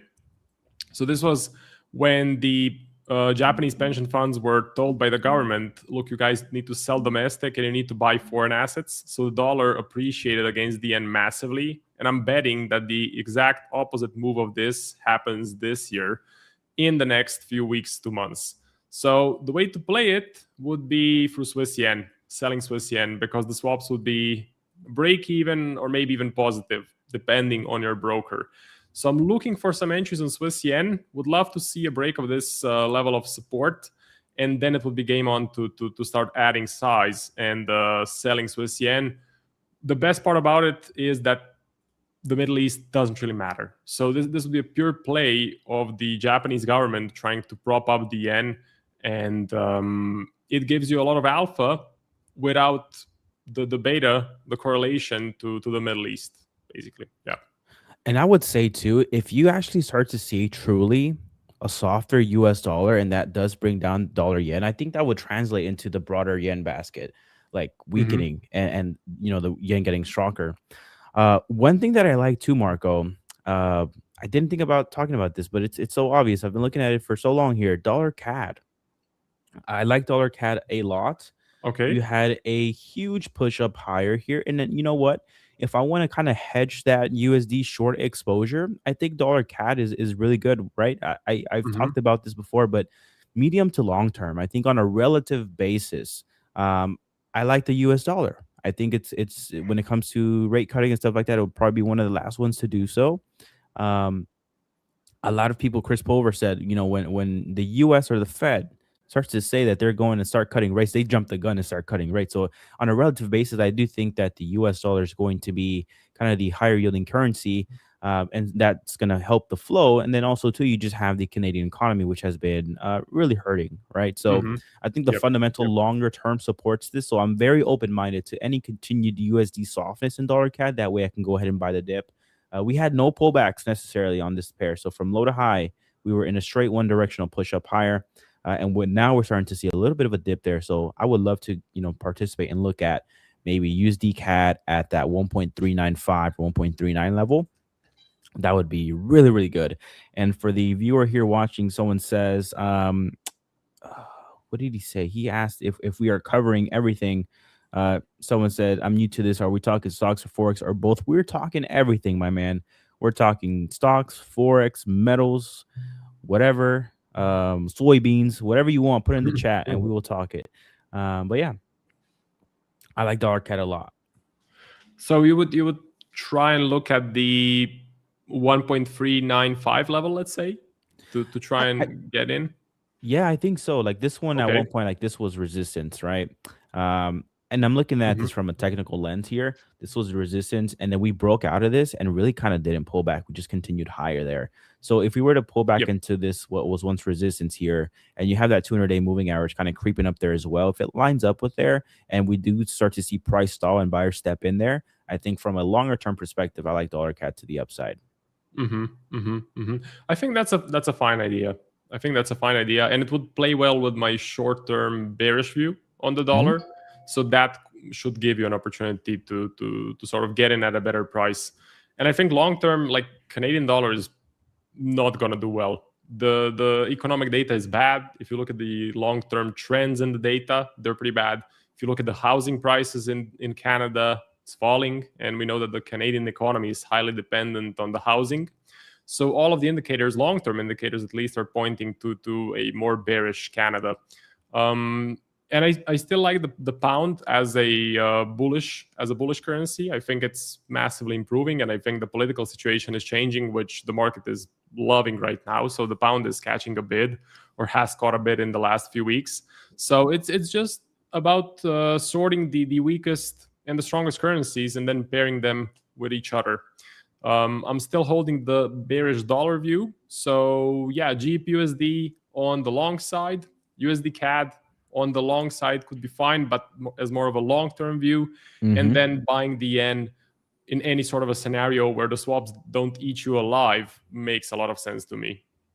I'm in the same camp, man. And for everyone there, just to kind of give you an update on my thought process, I am short the dollar, or my viewpoint is more biased leading that direction, but it's a short-term point of view. All I'm asking for is a deeper, more meaningful retracement for me to participate in the dollar long in the longer term. That's all I'm asking for, right? So you have some overcrowdedness happening at this level here. Everyone and their mom was saying the dollar is the play, the dollar is the play. Well, the dollar was a play over here. You know what I'm saying? So we have to, now you're up here, you're getting some overcrowdedness, you're seeing the dominoes fall a little bit. And all I'm asking for is that if we were to get a break below this structure of this level of support here horizontally and this upward trend line, then maybe you can see a dip in the dollar. And I would really like to see if we would dip into this 99 handle or somewhere within this area where that 200-day moving average is, where at that point I would reflip my positioning, go into dollar longs, buy dollar CAD or other kind of pairs, and then I would trade it that way. Also, what I have to think about is maybe we don't get the break and the dollar story lives on and it continues to be an aggressive trend higher. That's fine too. I accept my wrong thinking and I flip positions and then I trade the other way. But yeah, that's kind of how I'm thinking about it right now. Yep. I agree. Anyway, the next big event is that blockade later today. I think we have the war speech, but I think it's going to be a non-event. Like, I don't think he will reveal anything substantial, and I think he would just wait for the actual event. So blockade, will Trump do a taco, or will he actually stick to the game plan? It's gonna be fun. It's gonna be fun. Yeah, it's funny. It's an actual event. It's an actual event on Financial Juice, Marco. And it's what, 3 p.m. your time? Yeah. Okay, we'll so see. There's still a few hours to go. Okay, I'm gonna have to wake up during the night and check it out, see what happened. Check it out, man. Check it out. But I'm going to go ahead and pivot out, guys. Join the free Telegram channel. It is completely free. It is free value. We do chart markups. We do polls every day. We do bonus content. You will love it. You also have a chance, guys. Look at this ad that Nick posted here the other day. You can get a free trip to the World Cup. Literally, free trip to the World Cup. I might have to participate and buy myself a challenge because that would be pretty cool. So go ahead and join that. Free bonus content, free analysis, all that for you guys. Get yourself a copy of the Edge Finder as well. I use the tool. Marco uses the tool. We love it. It helps you with your fundamental analysis.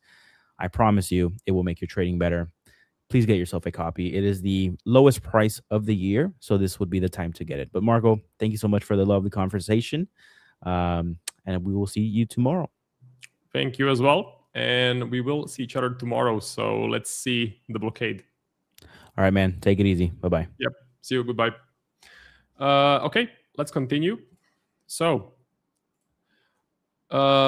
just saw this stock RXO breaking out. So this may be a potential long setup. Let me just see the SPY. SPY is up on the day above the EMAs. It's actually a good sign. Yeah, actually a good sign. So this is a strategy that I'm forward testing. I'm in GH, I'm in Dell. Sorry, I got stopped out of Dell. Got stopped out of Best Buy. Maybe gonna have to check my broker. And I'm in Crocs. So yeah, a couple of breakouts. I'll see how that turns out. As far as the watch list goes, GU, I decided to exit. If you're in the A1 Trading Discord, this was a signal. So this trade was a trade signal. You just got the notification that I'm out, plus 3.47%. I did take half off, I think at 1.332, something like that. So it's not a full plus 3.47%. Well, depending on your risk management. My game plan is to basically look for a bit of a pullback, a bit of a correction, and then to get in again, because I still like selling the dollar. I still like buying the pound. I think the pound is showing some resilience. What does help a lot is that the edge finder has now flipped to bullish, so that's a good sign. Let's see. GBP USD. Bullish, score of 6. It's really, really good. I just want to get a bit of a better price. And if I'm being honest, there's a lot of uncertainty right now around the Middle East, around the blockade. As I mentioned, if US puts the blockade back, Iran will put up their blockade. So essentially, no one will pass through the strait. That is what led the CPI to go above 4% the last time. So if we look at the US, see, 3.3, 3.8, 4.2. The strait was closed, and then it was open, and then it went back to 3.5, and I think it could naturally fall. If the strait remains open, it could naturally fall to 2 point something, which should enable the Fed to pivot to a more dovish stance, which is bearish for the US dollar. So that's kind of my number one scenario, but there's a lot of uncertainty at the moment, so I want to be a bit more patient. I want to take my profits. I want to wait and see, maybe this week, next week, see what happens. A position that doesn't really matter much about the Middle East would be selling Swiss yen, essentially betting on yen strength. Okay, so betting on yen strength because of the pension funds that should soon pivot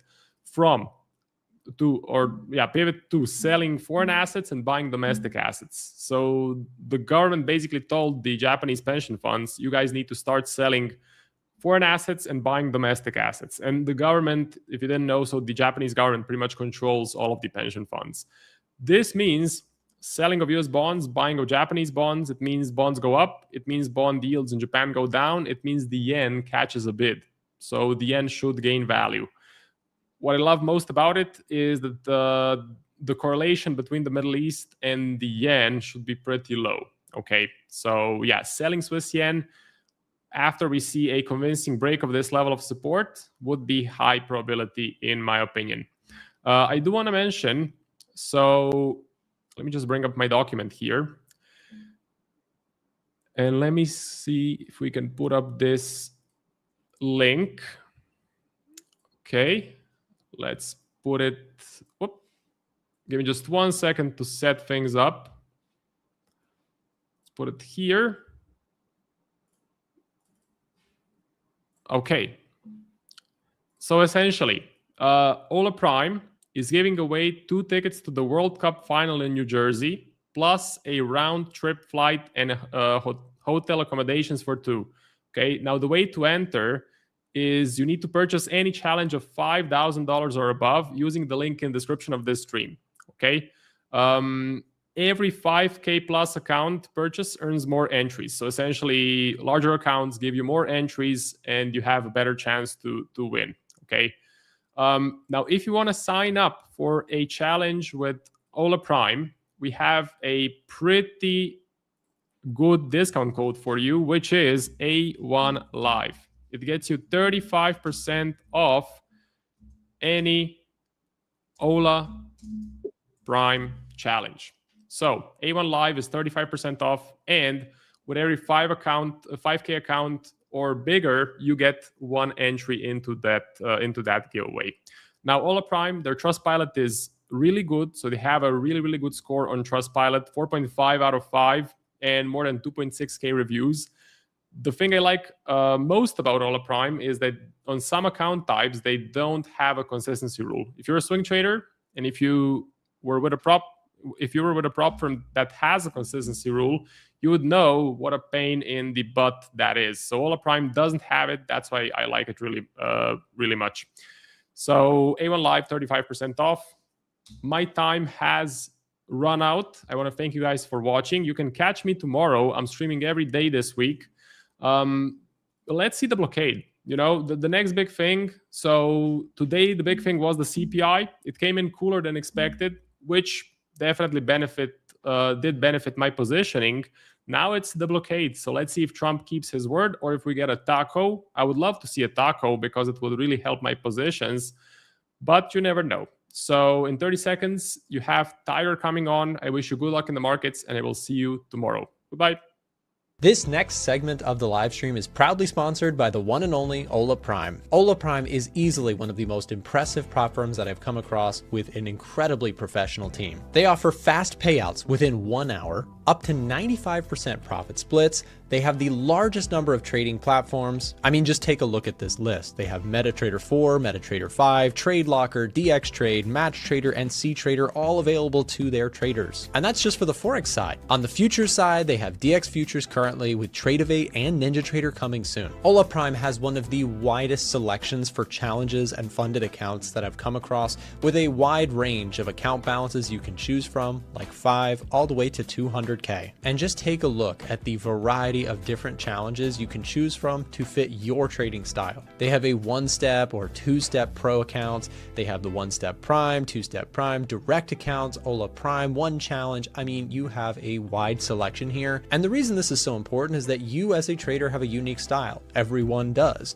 And finding the right challenge to meet your criteria is very important. If you go through their website, which I encourage you to do so using the link dropped in the live stream chat right now, you can explore in full transparency all of the different account types, all of the rules, etc. They also offer news trading and weekend holding, and they have direct and challenge accounts available. For a limited time, stream viewers get extra discounts using the promo code that you see on your screen right now, and also through the link and promo code being shared in the live stream chat. Take your trading to the next level with Ola Prime. Now back to the live stream. What's going on, ladies and gents? Happy Tuesday. Happy CPI day. Not very happy for the States anyway, but happy CPI day. We did have that data come out earlier. 0.3% miss, bearish on the dollar, bullish on the stocks. So we are currently at 55% for both of these. Dollar was at 60, stocks was at 50, and they are now tied. I can't drive 55, ladies and gents. That's where we're at. So pretty well down to neutral on both of these items now. Stocks are trying to get a little more strength, and the dollar, for me personally, has kind of fallen below that Mendoza line. It's a baseball term for being under 200 batting average and on the cusp of losing your spot on the roster. So it's a little too short to ride the roller coaster, in my opinion, for the dollar, not to mention everything else that's kind of been going backwards. And I do believe dollar, just the dollar by itself is now, well, I know it's back to neutral. So let's just go take a quick peek at the currencies. Of course, you guys know on the Edge Finder, you can always isolate just the currencies themselves, especially if you're a futures trader. This is a really good thing to look at, currency futures. But you can see the dollar is all the way back to a 0. So there you go. Mixed data set, and gone are the days of the strong dollar as recently as, 2 weeks ago, right before we started having the bearish PMI data and the ADP and the non-farm payroll. And now we can add CPI to that list. So wasn't a very pretty picture for the dollar. You can see red on the screen for the currency itself. But remember, what's bad for the dollar is good for the stock side of things. So it is good for it, but still pretty well neutral. So ugly picture on the dollar pairs this morning. As always, the dollar quote currency pairs are at the top, pushes up, mean negative data or negative dollar. And then at the bottom, dollar as the base currency, and the Dixie, big old drops. So looks like dollar yen is trying to retrace a little bit as we speak, but everything else pretty well consolidating after that ugly drop. And I saw somebody had posted IBM open on the chat. So I just got to looking at it. This is what you're talking about right over here. So IBM, I know this isn't a stocks channel, but it is interesting to see how big of a drop we just started off with. 23.5%, ladies and gents. That is disgusting. Now, my only thought on this is this going to present some type of buying opportunities? Because for you guys that don't know, we do have the stock box that's available if you do trade stocks, and IBM's given us a positive 7. So bullish 7 on here when you kind of combine all the financial readings, sentiment, and technical readings. So is that going to present a buying opportunity for IBM? Well, who the hell knows? But that's quite the ugly gap down, swing low. It's getting close to, as we speak, about that 212 area. So I don't know. You know, I don't have stocks on my challenge accounts anymore. We had them on the Ola Prime accounts for a while, but they made some type of mistake. And I know I told you guys about this back when it happened, but we ended up losing access to the stock side of things. So I was a little annoyed by that, but it is what it is. So we'll just have to get a different account so I can get back to trading my stocks and using the stock box. So anyway, that was something of note I thought I would point out. But yeah, it's just an ugly day out there for the time being in the dollar-based pairs. And we did have our cash open 20 minutes ago. So let's just take a quick look at the indices themselves, just the headline indices. And we did have a little bit of looks like a little bit of a gap up on S&P. Same thing on the Nasdaq, and the Dow had a gap down, but quickly retraced that gap. So these assets, I think, are still neutral unless the Dow did make it on there. Did the Dow make it on that list? Because I think it was a +4 beforehand. I don't know if it actually made it on or not. Let's go look. Let's go have a look. Did this thing get updated? Dow. Okay, so still at +4. So it's still off the list, guys, as far as bullish bias on this thing, but it just needs one more point. I don't know if CPI, let's see, year over year. Okay, so yeah, it's already given us a bullish box anyway. So yeah, still off the list as we speak. We'll just get rid of the neutrals and go from here. Guys, if you have any specific tickers you'd like me to check out, as always, do let me know, and I'll be happy to go through them. So let me check the chat real quick over here. Gold and silver, of course. We'll go look at that first thing. Guys, keep in mind the U.S. lost one of its senators the other night, Saturday night, which was one of Trump's closest allies. So I'm sure a lot of you, probably most of you, did hear about that come out. But that was a little bit of a sting to quite a few things. He was on the finance committee. He was, I think, the leader of the finance committee. And also kind of champion a few things that President Trump is trying to get passed, like the Save America Act, which he co-sponsored. So it was quite a blow. And it's kind of interesting because they got his sister actually taken over for the remnants of what would have been the rest of his tenure as senator there in South Carolina. So I'm sure a lot of you probably heard that, but it's going to be interesting to see kind of how the fallout from that happens, and if they're going to be able to get some of these things passed that President Trump so badly wants to get passed, chiefly that Save America Act. So I just thought I would throw that out there. As far as gold and silver goes, pretty well neutral as we speak.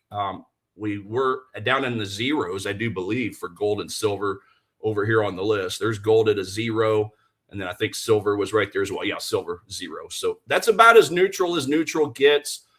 Getting just a little bit of negativity on the trend, a little bit of positivity on sentiment, a little negativity on the data. So, you know, that's just when you have mixed data like that, it's kind of hard to make heads or tails of it. And if we go over here to the technical side of things, we are getting a retracement. We did bounce into, on gold anyway, we did bounce into this 4-hour demand that I was pointing out the other day.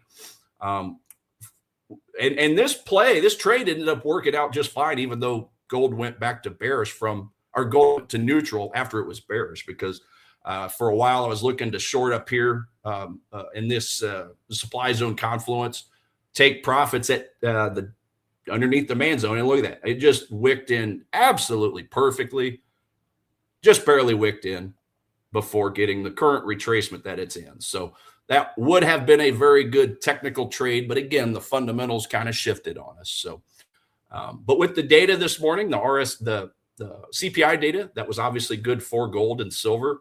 You can see the big pop up we had, and it absolutely did not care about my dinky little supply zone, did it? This is why we always say, ladies and gents, anytime data comes out, got to be careful about opening trades right before, during, or even really right after for a while. until everything kind of settles back down. And this is why I avoid trades, because it does not care about my supply zones when that stuff comes out. So old news, I can delete that, and we'll just kind of reevaluate as we get more data. It obviously had a big ugly spike as a result of the blockade kind of going back on yesterday, rates flying higher, dollar getting more safe haven flows. Remember, and Nick talks about this quite often, guys, but anytime you have rates popping up like we had, if I just go take a look at the 10-year, this thing was popping higher and higher, and just the same as the dollar itself. Okay, when we got that CPI event come out, it didn't like it. Okay, didn't like it. Does not like the inflation change. So pretty well retracing a little bit down to around the 4.57% for your 10-year yields anyway. That's the main one I personally look at. I know there's the 2-year. I guess it just kind of depends on the context you want to read it, but that's kind of the look on that. Oil, obviously, still continuing to push higher because of all the nonsense that we did get with the blockade going back on, all the strikes, the Iran retaliation onto Bahrain, Kuwait, Saudi Arabia. I think there's a couple other countries over there. So it's just not a very pretty picture right now, guys. This is why we said from the outset, the memorandum of understanding was just a nice to have, but it was not the requirement. The requirement was that dry ink on a physical document, which we never got to. So when everybody was all freaking out saying, hey, we got a deal. No, we didn't. We just had a little bit of a temporary understanding that really wasn't even that much of a MOU, to be honest. Not when they're continuing to throw lob bombs and strikes, things of that nature. So definitely risk off. Okay, I say all that to say risk off vibe right now. And we just got to be careful. We just got to be careful on this stuff. So anyway, guys, let me know what you got over here. Bring it down. Employment hikes. Chairman Warsh. Let's see here. Yep. Yeah, Chair Warsh, when is he speaking? I saw that on here. Yeah, that's coming up. Starts in 3 minutes, actually. So we'll definitely get some readouts from that, and maybe we can share that on the stream tomorrow when he does his little lip flapping session at the semi-annual monetary policy report before the House Financial Services Committee. Oh boy, you know there's going to be some fireworks in there for that. It's going to be interesting to go watch the videos from this after. But anyway, let's have a look at some of these setups, shall we? As always, guys, let me know if you have anything you'd like me to bump to the top of the list. So CAD yen, which is obviously the most bullish one that we have at the moment, it finally did give us the bullish look on the daily that I was personally wanting to see. So if we go find that CAD yen over here on the daily, the EMAs kind of worked out to the opposite side. If we go over here and add the daily real quick, you can see right here, a new series of higher highs, higher lows. We are technically in a daily supply, though, as we can see right here, this last green candle up before the gap down. And that's currently where we are at. So that's a daily. So I'm going to color that yellow. EMA-wise, though, we're looking fine. Okay, we had the 8 pop above the 21. So we had that cross, or I guess some of you would call that a death cross to the upside. So yeah, it's, it's not the strongest of trends, and it'll be even better if, again, we break and close below that daily. So yes, it's given us the most bullish vibe. I told you guys already, as at minimum, I would want to see it break in this structure here, which we did. We broke it and closed it on a 4-hour time frame. And then when we retraced, we missed the entry I was looking for by like a pipette or two. It just barely missed. So that's going to remain there. But to be quite honest, at this stage, I want to see it first break that supply, the one that we're currently in. And then maybe we can look for a retracement. I think that would be a lot stronger of a signal versus, if price were just to come back down now. I was interested in, and keep this in mind, if I go to a one chart view for you guys. So I was interested in this zone because of the fact we closed above this structure, but we had not yet bounced in to the daily. So that's why this retracement right here was looking pretty attractive. That's a change of character after a downtrend, a close above a structure, a down structure, or a swing high, I should say. And we had not yet bounced into the daily. Well, now the picture has changed. Clearly now in the daily. So now that we're in the daily, if we just get a retracement from here, that's not going to be very attractive, because I don't trust a 4-hour demand that just recently bounced into a higher time frame daily supply. So that's why this picture has changed, and that's why I now have to see this green structure over here. So let me just get rid of this. That's why I now personally, with the way I trade structural breaks, changes of character, supply demand breaks, that's why I have to now see a break and close at minimum above the remnants of this supply. Does that make sense? Because by doing that would show that we've got some underlying strength down here. And I had already talked about this zone structure down here not being very strong, in my opinion, just because the volume started to dissipate, or it started to look smaller than the more recent candles. And even this one, to be quite honest, isn't the greatest volume. But what I liked about it was the structural break. So the first change of character after the downtrend, right? So that's why I'm okay with giving this the time of the day, plus the very bullish score we have. CAD is the #1 strongest currency, but again, the yen is right behind it. So we definitely have to keep that on our radar if we're just isolating the fundamentals. Remember, it's second. And then my favorite asset to trade, if we're just looking at strength versus weakness on currencies, still is going to be the pound Aussie, because that's the one that's given us, that's the only Aussie pair that we have where we can take advantage of the weaker data on the Aussie, right? Because everything else was exceeding expectations on the bulk of its reporting. The dollar is now down to the second to last. Is that right? Is that what we just saw? Second to last, yeah. As far as the majors. So again, I don't personally look at the lira, the rand, the yuan for this picture here. But it's now down to neutral. So I'm going to stick with pound Aussie to be my favorite, just like I mentioned yesterday. So let's go have a look at it, shall we? Now we're in, okay. So we are now in the zone, the aggressive zone I told you guys about. Because if we remember, the daily, the higher probability is going to be down here at the daily 4-hour confluence, way down here. And I told you guys yesterday, this is an aggressive approach.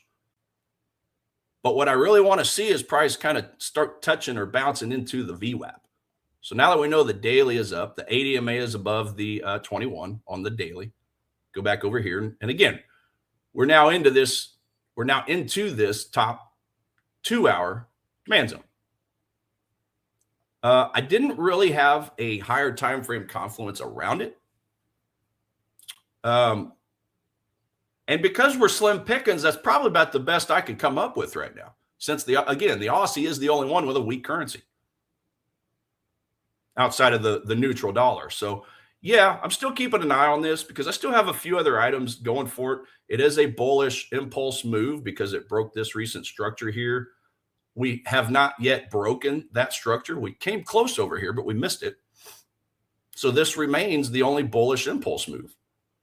So, for me, I want to possibly look to take advantage of the underlying strength in that move. Because remember, as always, it takes a lot of money to break a structure. It takes a lot of money to break an opposing supply zone, demand zone, swing high, swing low. So that's why I'm interested in giving this one the time of the day. The leg out candle did have a yellow candle that was twice bigger than the more recent candles. So 2x.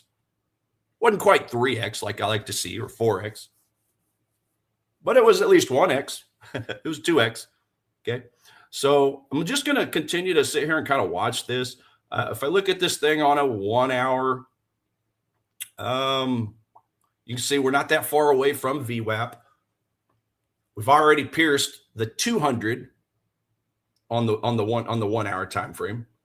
In fact, if we go to the 2 hour, you can see we're getting close to touching that 200 on the 2 hour. We haven't quite touched it. So all I'm really asking it to do is just drop a little deeper and tag those lines. And then maybe after that point, we look for a bullish candle for a possible break of that candle. So that's what I'm looking at. As always, not financial advice, but it is definitely the spot that I'm going to keep my eyes on for a while. Now, supply zone wise, I got to measure this out too. Am I even? This is my 1 hour supply, right?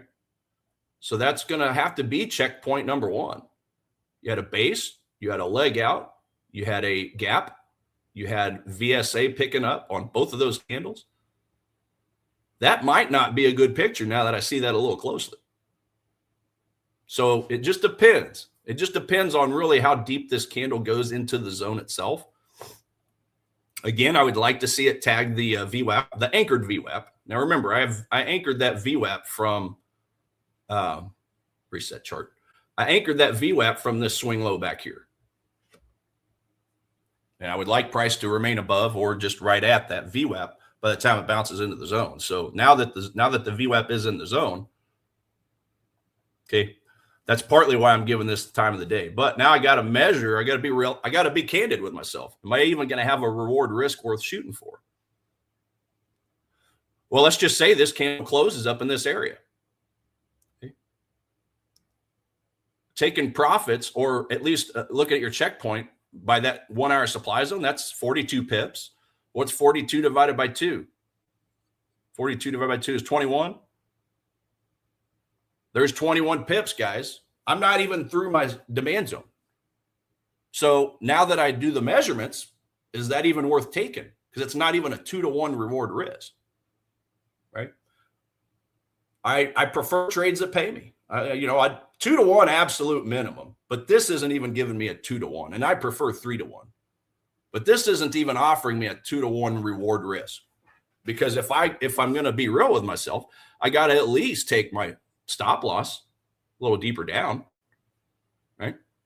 So now that I'm seeing this picture a little closer, a little more granular on the 1 hour chart, with all that volumes kicking in, obviously partly as a result from the CPI report we had for the states, probably going to skip this now that it looked a little deeper.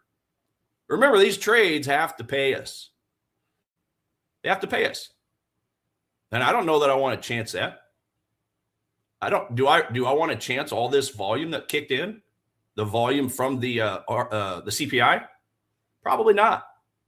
So now that I see that, this becomes my favorite picture now. The true origin of this swing low to the swing high, bottom of the major curve analysis. So hopefully that makes sense. I thought that'd be a good example to kind of dig a little deeper into now that we've had another couple hours of price action that, that showed us this brand new supply. This supply zone didn't exist 2 hours ago when the report came out. So now that I've dug deeper, it's off the table. What we got over here? Let's go look, see what we got. Gold, silver. Yeah, we'll do silver real quick. Sorry about that. I got you gold, but yeah, for both of these, they're basically about the same in my opinion. Daily. Okay, this is our daily gold we just looked at. There's just nothing, guys. It's too neutral over here. It's absolutely too neutral. If you're just looking at trend, this thing's trending downwards. We have a retracement today from the from the bearish CPI data, which as a reciprocal reaction for gold is obviously going to be bullish. So, I just don't see any good supply zones to short this thing in, even if I'm just looking at this on a technical level up here, right? There's a little bit of a zone there. We had the Sunday gap down, but the leg out volume was horrendous. And we've just recently bounced into this demand zone. So that's off. Now, when we go to silver, since you asked about silver, this is just too sideways congestion-y for my taste. Again, the major zone structure is going to be a little higher. This is the one I drew up a few weeks ago from June 22nd. That's the daily 2-hour confluence. Downtrend. Everything's looking good on the trend. Can't deny that. But now we all of a sudden have a hesitation down here since June 24th, where we're basically making equal lows. So double bottoms, triple bottoms, however you want to look at this picture. Not always, but quite often that is kind of the start of a trend reversal, right? So I don't like the picture on this. We'll have to have some help from the data. We obviously do have, what is it, PMI tomorrow, and we have retail sales, I think, after that. Let's go back to this week. Just need some more data. Yeah, Wednesday, PPI. Retail sales on Thursday, although it is showing medium impact on here. Unemployment claims. So we'll see how some of this data treats things. We obviously have the University of Michigan survey coming out on Friday. But even if you have bullish readings on all of this, right, or bearish, I don't think it's really going to affect gold and silver. Gold and silver is just playing the geopolitics game right now, to be quite honest. And then obviously with today's data, it just kind of literally reversed everything from yesterday. So yeah, there's just, I'll just be candid with you. I've got absolutely zero play on gold. I told you that if we had bearish reporting on everything, this week, then maybe it could get us a bullish look on gold, but gold and silver. But again, we're at straight up zeros even after this report. So I just don't like it. 0, 0. A lot of other things out there probably worth looking at a little deeper. So that's why I'm kind of looking up here. So we went through CAD yen. Somebody else put pound dollar. Yeah, pound dollar pullback. Andrea, yeah, let's have a look at that for you. Pound dollar is a bullish 6. If we go look at that daily on the right, as always, we do have the EMA's point north. We did break this supply zone I told you guys about. We had a break, and not necessarily a close, but we did have a break. So that was the spot where I told you we did have a 4-hour. I just personally wasn't very comfortable with fighting this daily. So kind of a similar picture to pound Aussie we just looked at. I think I'm going to personally wait for a deeper retracement to this zone down here. Leg out, volume was looking pretty good. Okay, that's that yellow candle right there. And but it's not like it's a strong uptrend. It's just a peak. It's just a peak above the water of that daily supply. Again, we didn't get a close. So that's kind of that's what's throwing a wrench in it for my taste. So perhaps we get some more, another series of higher highs, higher lows. But yeah, that's about the best I got right now. Break and close. I still have to see that before I have any thoughts about a retracement all the way down there to that demand. So that's about the best I could do on pound dollar.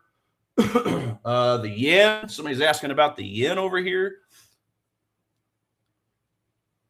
So pretty neutral on it as well. There's no arguing against the trend, that's for sure. If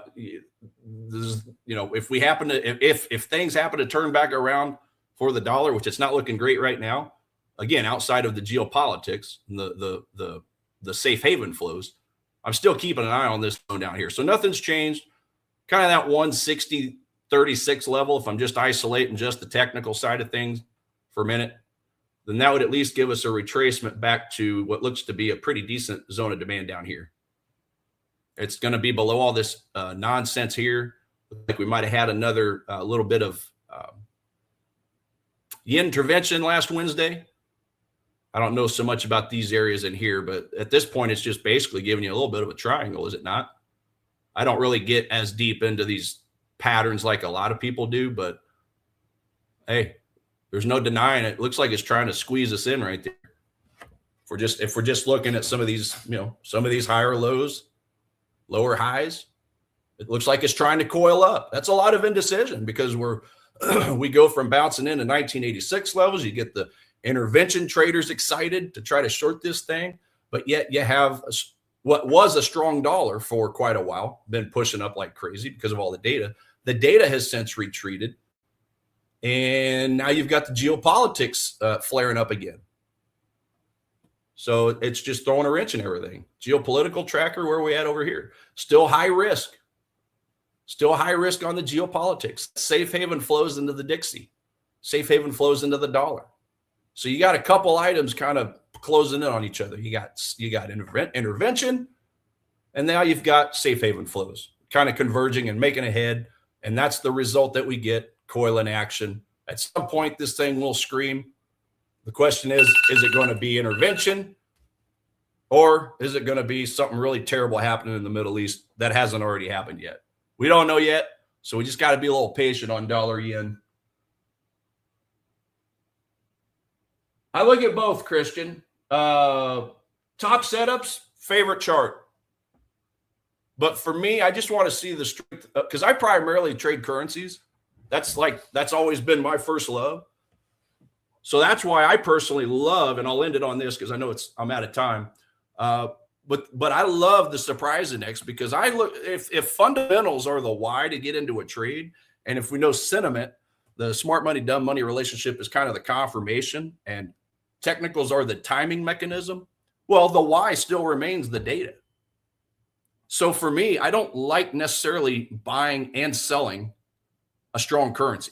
I like to buy a strong currency and sell a weak currency. So that's why I'm personally more interested in that pound Aussie, because that's the only one that's given me that kind of relationship. Now we have the sentiment and we have the technicals to look at, and obviously we can isolate that with the currencies themselves, right? Like I just showed earlier, if you're looking at this over here. But I'm just talking about the fundamentals. That's just kind of where I lead off with things. So again, pound, if you're looking at just the pound, okay, it's a +5. Aussie, which I just mentioned, again, when you add in everything else, is a 2. So the yen is technically the weakest, but again, I don't know. This is probably going to be different for all of us. It just depends on how you see this stuff, right? And with me being so data dependent, I just like to give this chart personally a little more of the benefit of doubt, just isolated by itself. So hopefully I answered that.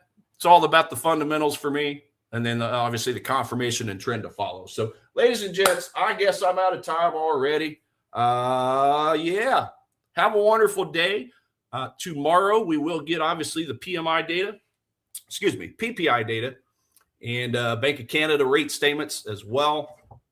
And we'll give you guys some notes on this Kevin Warsh testifying, see if we get any juicy details out of that, or just nothing but a bunch of cussing and discussing. So have a wonderful day. Talk to you guys tomorrow. Trade safe out there. Have you ever wondered how you could find more trades like this gold runner, or the S&P 500 breaking out to all-time highs, or this sell-off in dollar Swiss franc, which was a clean short opportunity? Well, all of these charts shared one major thing in common.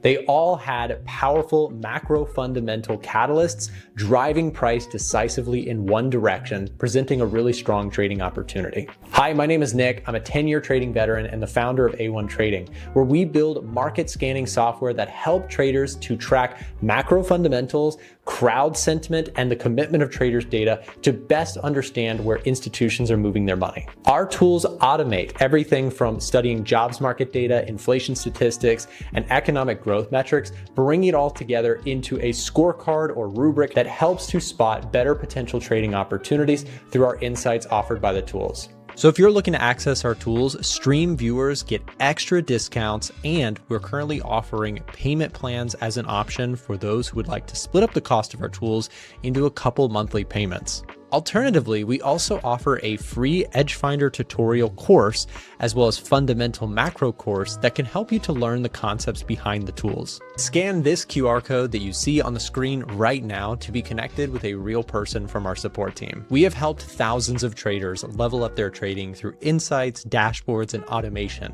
And we are passionate about this subject because having the right tools that hedge funds and proprietary firms keep locked in key is a powerful game changer for the average everyday retail trader. To explore our products, payment plans, and just to find out more and speak to a real person about this, scan the QR code that you see on your screen right now. Alternatively, the link can be found in the live stream chat or in the description of the live stream. On our website, you can find a collection of both free and premium trading tools that our team has put together to help traders take their trading to the next level. Well, you might be wondering, how can your tools help me? Well, whether you're a swing trader or a day trader, our tools are meant to help traders traders of all different levels of skill, time frame, and traders that trade Forex, commodities, indices, stocks, etc. At the core of it is automation, simplicity, and bringing it all into a one-stop shop for you to scan markets more efficiently and build a curated watch list of potential trade ideas. So regardless of what you trade, we hope that our website helps you in some way. And if you have any questions, feel free to contact us using the contact button in the top right or the live chat feature available on our website. We also offer free courses on fundamental and technical analysis on our website, as well as a range of free tools like, for example, our risk calculators that can help traders